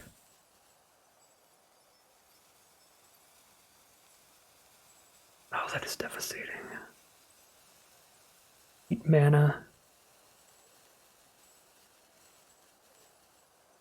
I think I kill Sentry, untap Traxos, and hope to just block here.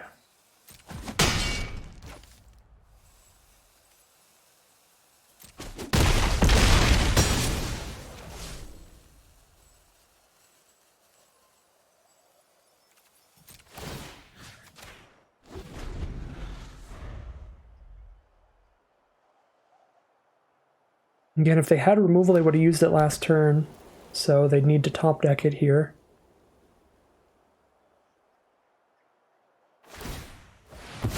Alright, they're using the memorial to look for it. They're at 1 life. If one creature gets through, they die. I found just about the worst line I could have found last turn. I did put them to 1 with it, but... Oof. Mammoth Spider? Okay. Big blocker. Big blocker.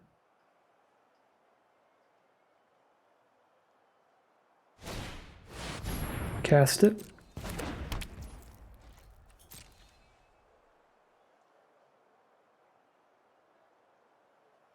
If they attack with Aven Sentry and they don't have a follow-up play, they're dead.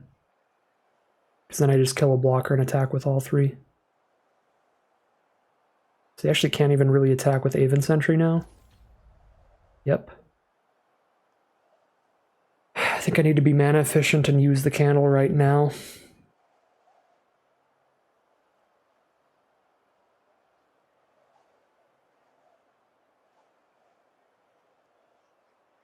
Should probably candle the flyer or the reach creature.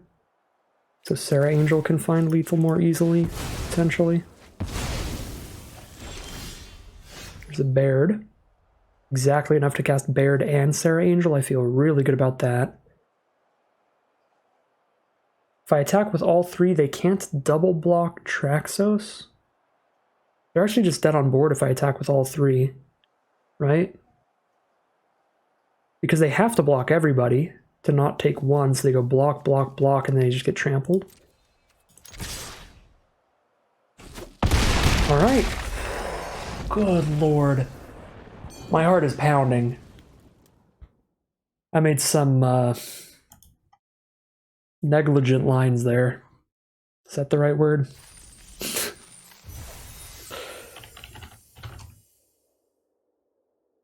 Yeah. Yeah, that's a dictionary. Dictionary looks like that's about what I meant.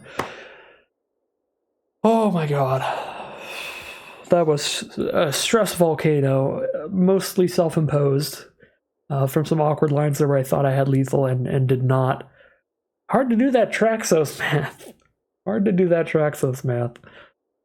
Because I just go in assuming, yeah, they're going to throw everything under their bus under Traxos. But it's like, no, they can block the other creatures instead and just take that 7. Well, no matter what happens here, we're going to get at least 1,000 of our gems back now. And we're only 2 wins away from making it to day 2. So if we're decently lucky here, 2 wins before 2 losses. Fingers crossed, heading into game 7. The stress increases.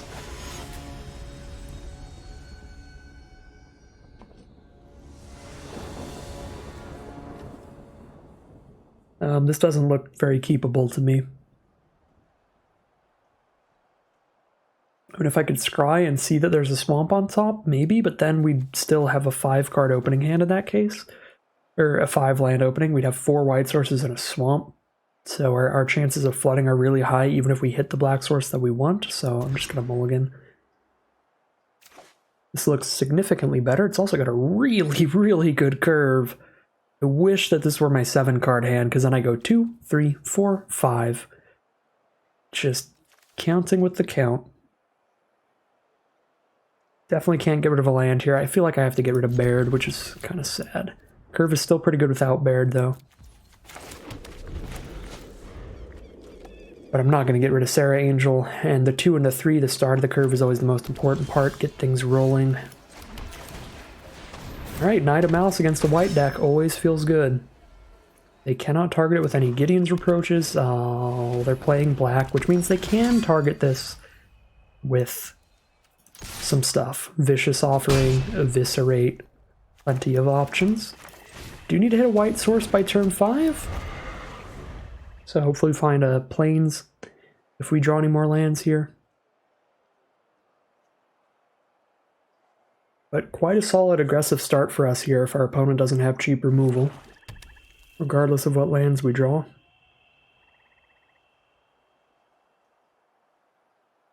Maybe they just dub an Honor Guard and try to race here. Nope, Danitha it is. That does buff the Honor Guard though, which does help them race. And Danitha has lifelink, which is not ideal. Okay, we do have the Surveyor, so we know that we can Sarah Angel next turn. Yeah, racing is going to be a little rough here. Danitha's putting in a lot of work.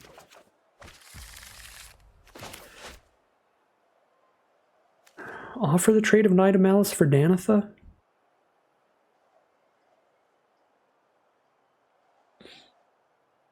honestly doesn't seem horrible, and now I actually have a blocker up for Danitha's Vigilance attack.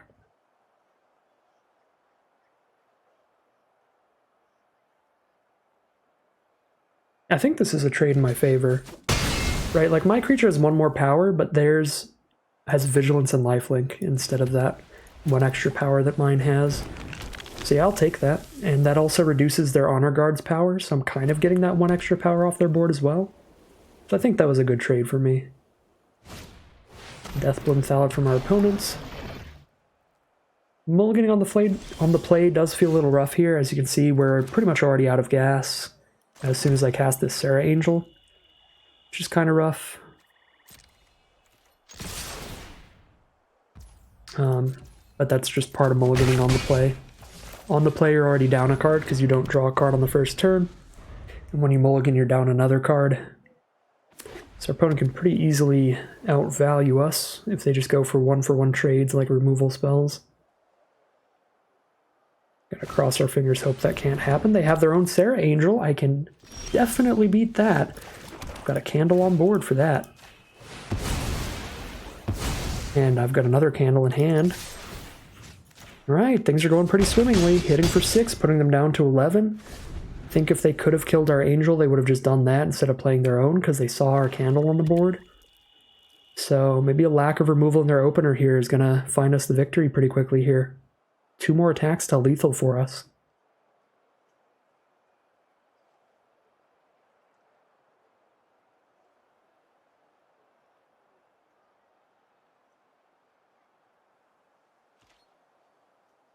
Send the squad, absolutely no blocks, not putting Serra Angel at risk of dying to a Blessing of Bells and Lock or an Adamant Will or anything like that. Adamant Will would be the most played trick. Soul Salvage is the play. They get to pick up a Danitha here, which is really bad for us. Eldritch Reborn is a significantly good draw.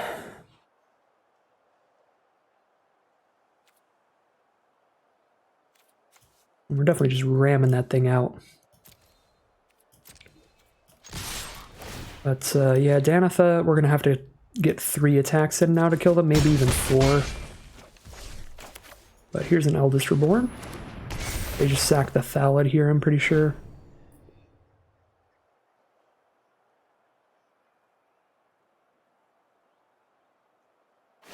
Yep. So very good attack from our opponent if they didn't have an Adamant Will in hand. It's kind of looking like they didn't. Looking like their line was just going to be Soul Salvage no matter what. So we've got a candle set up now to remove something next turn. I don't think I can take the bluff here, though. Because they still very well could have the Adamant Will, and blocking Danitha with Serra Angel and getting it killed by a +2/+2 trick, that's just going to very firmly lose us the game. What on earth could they have in black-white that would make Saproling kill the Serra Angel? I need to look up the tricks real quick.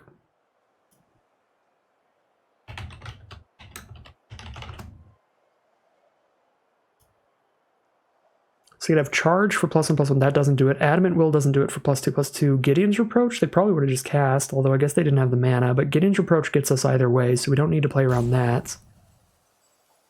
In black, they have +2/+1, -1/-1.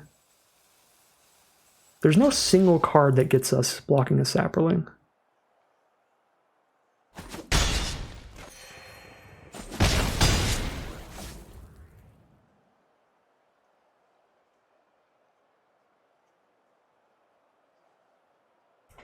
Which is what I was thinking there. This is going to be a really close one here. Yargle. 9/3 on the ground is the play? Sure. Discard a Plains. All they have in hand is Serra Angel, so they had no trick. They were bluffing the whole time. Very good line by my opponent. Very smart plays. Because I could not afford to lose Serra Angel to an Adamant Will, and they knew it.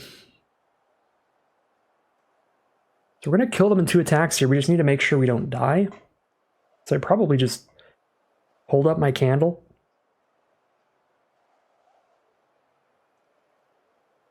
Attack with everybody, hold up the candle. All they have is a Sarah Angel here, so they cast a Sarah Angel. I free to block wherever I shoot that. I take 6, go to 1, kill them.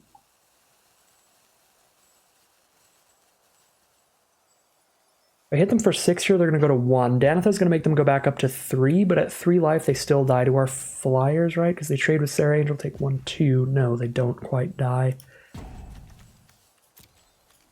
Can't kill them next turn through a Sarah Angel, so I feel like I need the candle for Sarah Angel. If I need the candle for Sarah Angel, I need to Memorial and get a chump blocker. And just make chumpsies here, and then kill Sarah Angel to kill them next turn. I attack them for 4, they go to 3, they gain 2, they're going to be at 5. 5 life, I can kill them with Sarah Angel and a Pegasus Courser attack pretty easily, so I can attack with just Sarah Angel here, pick up the blocker, play a blocker.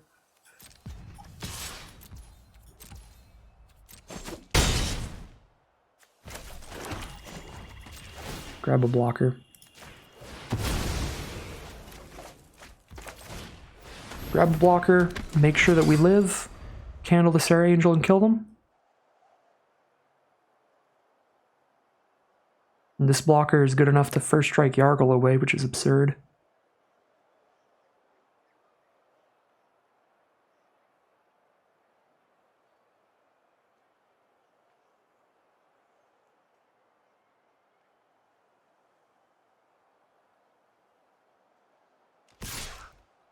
Yep, they have to make that attack.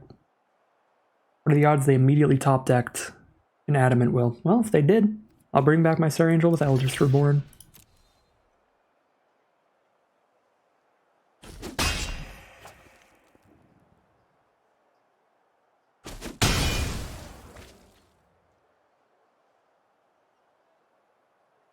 So they're at 5, they are dead in the sky.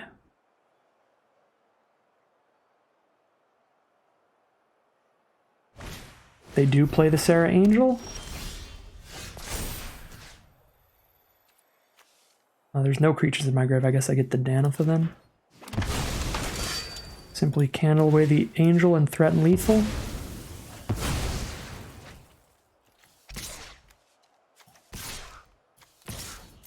Hold 2 blockers up just in case. Alright, we are 6-1 in our second attempt at the Dominaria Arena Open Day 1 event. So we're now just needing to find 1 more win before we lose 2 more games of Magic. And no matter what, I'm going to get 2,500 gems back out of the 5,000 gem entry fee. So it's final boss time, and we've got 2 shots at it, so let's get in there. This hand definitely has some issues. I need to hit a land. If I do hit that land, though, I have Surveyor to get a black source, but it doesn't give me the double black for Settle a Score. Don't have any of my great early game plays, don't have any of my great late game plays. This feels iffy enough. 2-lander with double white. I know Surveyor solves some of these problems, but we don't have really any threats of our own. I think this is a mulligan. This hand is worse. Good gravy, is this hand worse? Get rid of a Baird here. I need to draw really well, or else all I have is Vicious Offering. Alright. This is unironically the best hand we've drawn so far, somehow.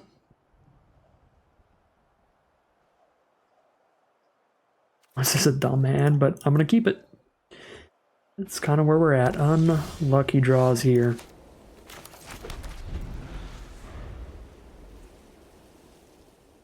Again, that opening hand was like, had a good chance of getting punished and playing really off curve, and even if that opening hand didn't get punished, it's just like so little action that it loses to any decent hand from an opponent, even if we hit our lands on curve. So I feel like we were kind of forced to mull where we are. Definitely the second hand was unkeepable, 100%. Drawing pretty well here. Could get us into the game. Even though we are quite a bit behind on cards after a mull to 5. Eldritch Reborn is a big way to make up for that. The 3-for-1. Make them sack a creature, discard a card, and then get a creature back.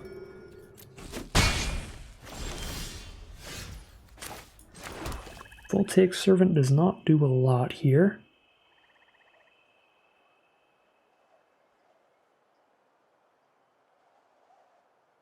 Does make sure the Honor Guard doesn't hit us anymore, but I might want to just settle and exile the Menace.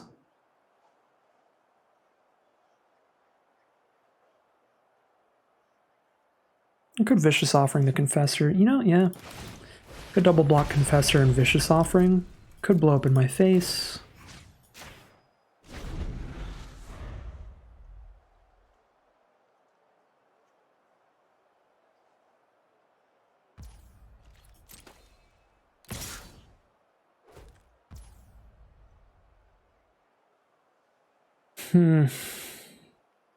It's actually safer to just sacrifice Surveyor to the Offering to kill the Confessor. Our other creatures bounce off each other all day. If they don't have a trick in hand, I do get to double block Confessor and not lose a creature by casting Vicious Offering, but it's probably safer to do this, because if they have their own Vicious Offering... I guess their own Vicious Offering doesn't get there. But if they have an Adamant Will or something, it gets there. I've seen like 0 Adamant Wills today, though, which is wild. Alright, they're just going to cast a card draw spell. Used to seeing a lot of Adamant Wills. I've seen a lot of Divests, weirdly enough. Not a card I'm used to seeing. Alright, we're staring at each other. Eldest Reborn bringing back a Skittering Surveyor's pretty sad. I would like to be able to get something better in a graveyard before I do that, but... I mean, they're just going to sack the Honor Guard. They're not going to sack a better creature, and then they're not going to discard a better creature. Because they know the Eldest Reborn gets to pop off, so I feel like I kind of have to just run it out. It's still 3-for-1 value. Yeah. It is what it is.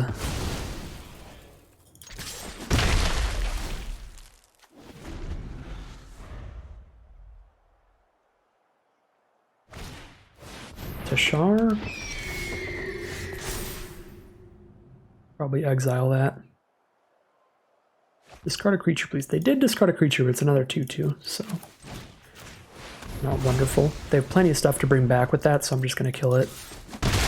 Not have to worry about that. I think I'm going to get back my Skittering Surveyor. I think a 1/2 that pulls another land out of my deck is better than a 2/2 from their grave. Giving up on 1 point of mana to thin a land out of the deck.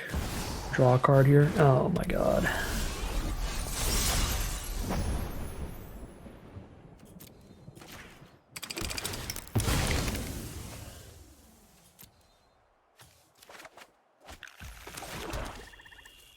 Well, if it's any consolation, we know they had historic spells to pop off with Tashar anyway. So even if I held to settle the score now, I would be exiling Lyra, but Tashar would have Tashar plus a 2/2 on board, and they're still attacking me really hard.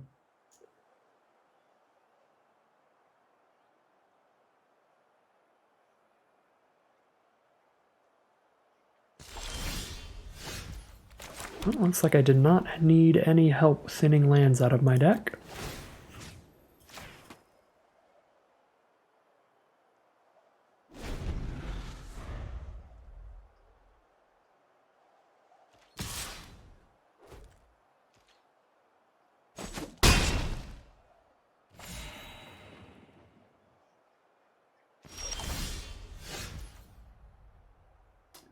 Got one more draw step here.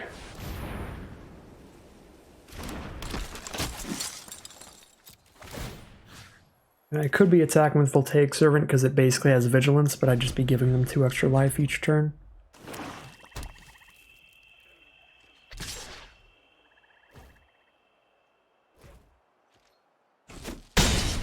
Lyra's a pretty good card.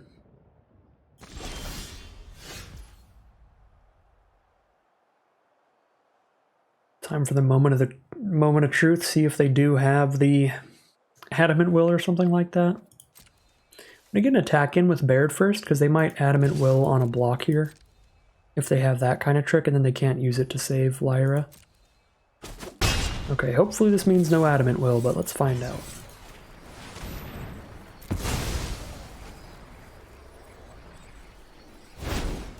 Right. The removal waited to show up till we were at 1 life. Wanted to make things as scary as possible. Our opponent is 5 cards ahead of us here because we bowled to 5 and drew a good chunk of lands. So our odds of victory here are still astronomically low, but we're technically still in it. Alright, there's a 5-4. Probably good enough to close it out here. Certainly. Now I have to make a chump block.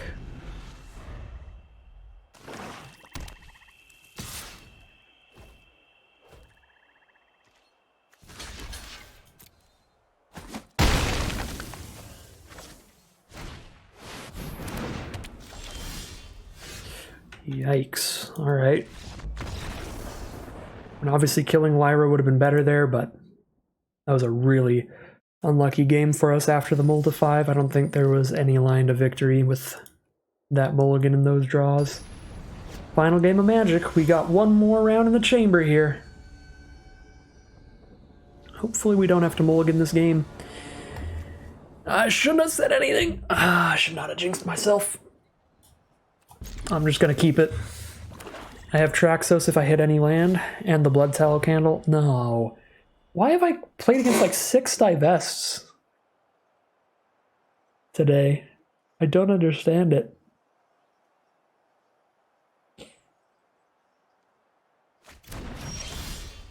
And goodbye, Traxos. Hello, double black card in the mono white hand. Please, sweet Lords of Arena Magic Shuffler, Magic Arena Shuffler, I can speak still. I need you now. Don't do this to me. Don't just give me complete non-games of Magic to finish off the Arena Open. We've hit 1 black source. That's a start. Against blue-black Chainer's Torments. Okay. We're gonna get really low here, but then we can kill that. Multiple ways to do so.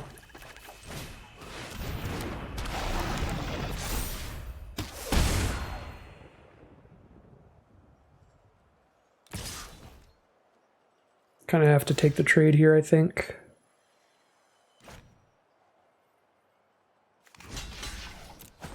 Knock them down to just a 1-1. Or knock that down to just a 1-1. There's a 1-3 Skin Witch, sure. So they're going to pay half of their... Oh, this is going to be a Syncopate, isn't it? The only way I can play around Syncopate is playing nothing this turn. That can't be the line. It's not a Syncopate. Okay, hello 12-12. Hello, opponent being down to 12 thanks to Chainer's Torment. They die in 3 turns to Sarah Angel. No flyers. Gonna take 4 attacks now that they have a Thallid Omnivore to gain life off that Saproling. Go for the sorcery speed removal, because we're definitely killing that. Swamp Eldest Reborn. That is absolutely disgusting on this board.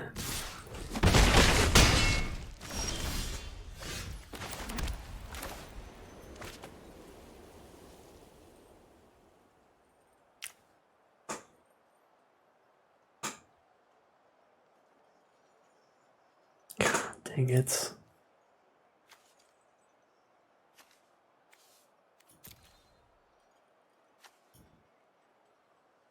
Yeah, I don't see a line to victory now.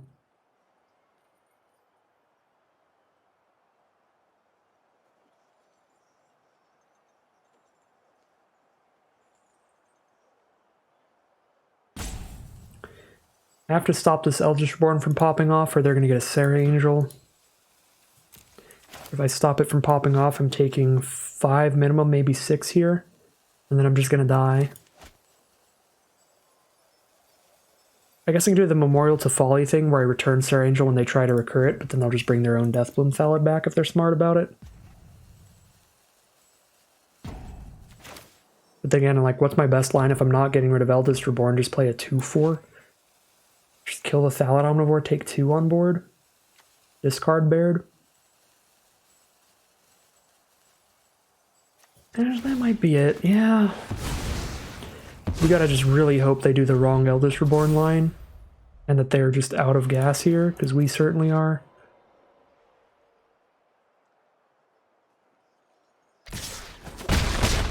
Just about.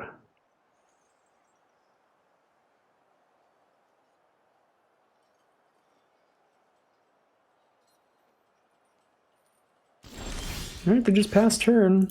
I'll just pass turn as well.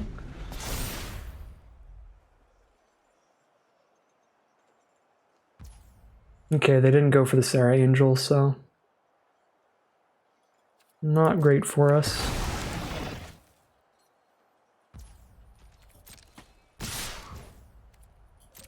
Just take 2. Could have cracked Memorial instead, traded with a 1/1 there. Unkicked Skin Witch. If 7 mana, I can kick an Excavation Elephant next turn. Pretty significant blocker against 3 attackers at 4 life. Probably Blessed Light Omnivore, kick Elephant. They've got a counterspell. Feels like counter unless I pay 2. I could afford a Sarah Angel. Decently significant blocker. This plays around Syncopate. Excavation Elephant Kick does not play around Syncopate. They don't have a counterspell, okay. They have a Journey Mage.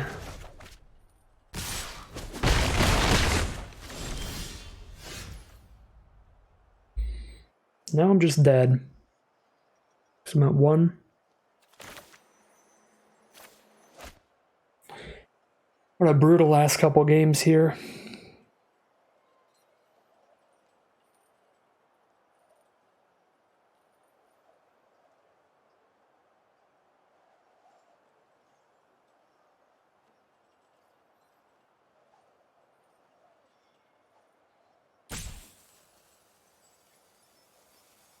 Yep, there's no line that blocks all their creatures. Oh, it would have to be 6 and 3 to end off the Arena Open Day 1.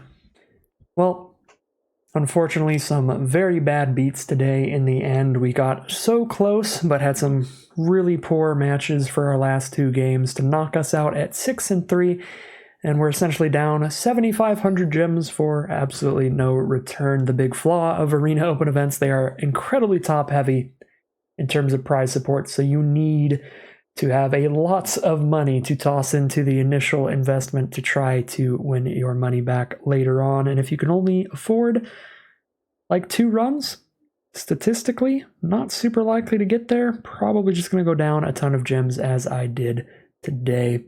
Very sad run. Mainly just really disappointed that I am going to be ending off the day 2ing every limited Arena Open of the year. But so be it. I'm not throwing another $100 at Arena right now. That is not a good financial decision. Even if I did win one of the Arena Opens for $1,000 cash, so I still technically would be up in money in terms of what I've spent on Arena and what I've earned on Arena. I don't really want to play any more Dominaria Sealed. I'm getting a little frustrated in the end, as you can probably tell. My apologies about that, but it does get to me. I am not a sage. I am not a monk. I have emotions, primarily frustration and sadness. So that is going to end the Arena Open Day 1 attempts for me. We've got really cool stuff on the horizon anyway. We get to play new, exciting sealed formats and draft formats that we have not played before, like Brothers War coming up instead of more flashbacky stuff like this Dominaria. Dominaria, also not my favorite format, not because I don't think it's a good format. I think it's a pretty fun format. I just think that it's very overplayed on Arena. They bring it back like 24/7 all the time. Like anytime they're bringing sets back, they're like, here's Dominaria again.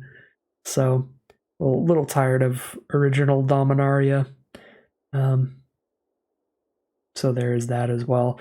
Also, original Dominaria Sealed, just Sealed in general, competitive Sealed can be a bit frustrating because I don't think our Sealed pool today or our Sealed pool yesterday was particularly bonkers, but we did the best with what we had.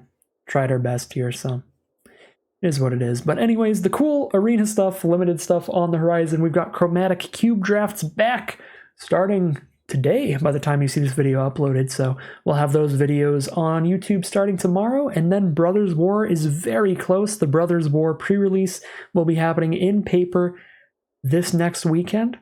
So definitely go to that if that is happening, and it'll be on Arena next week. So we'll be playing tons of Brothers War as the set comes out. It looks super sweet, bunch of gigantic artifact creatures and stuff, so really cool ramp stuff you can do. So a set full of artifact, a set full of ramp stuff sounds exactly up my alley, and I'm super excited for it. So once again, that's going to end today's video, but thank you all very much for watching, and I'll see you again soon for some more Magic Arena.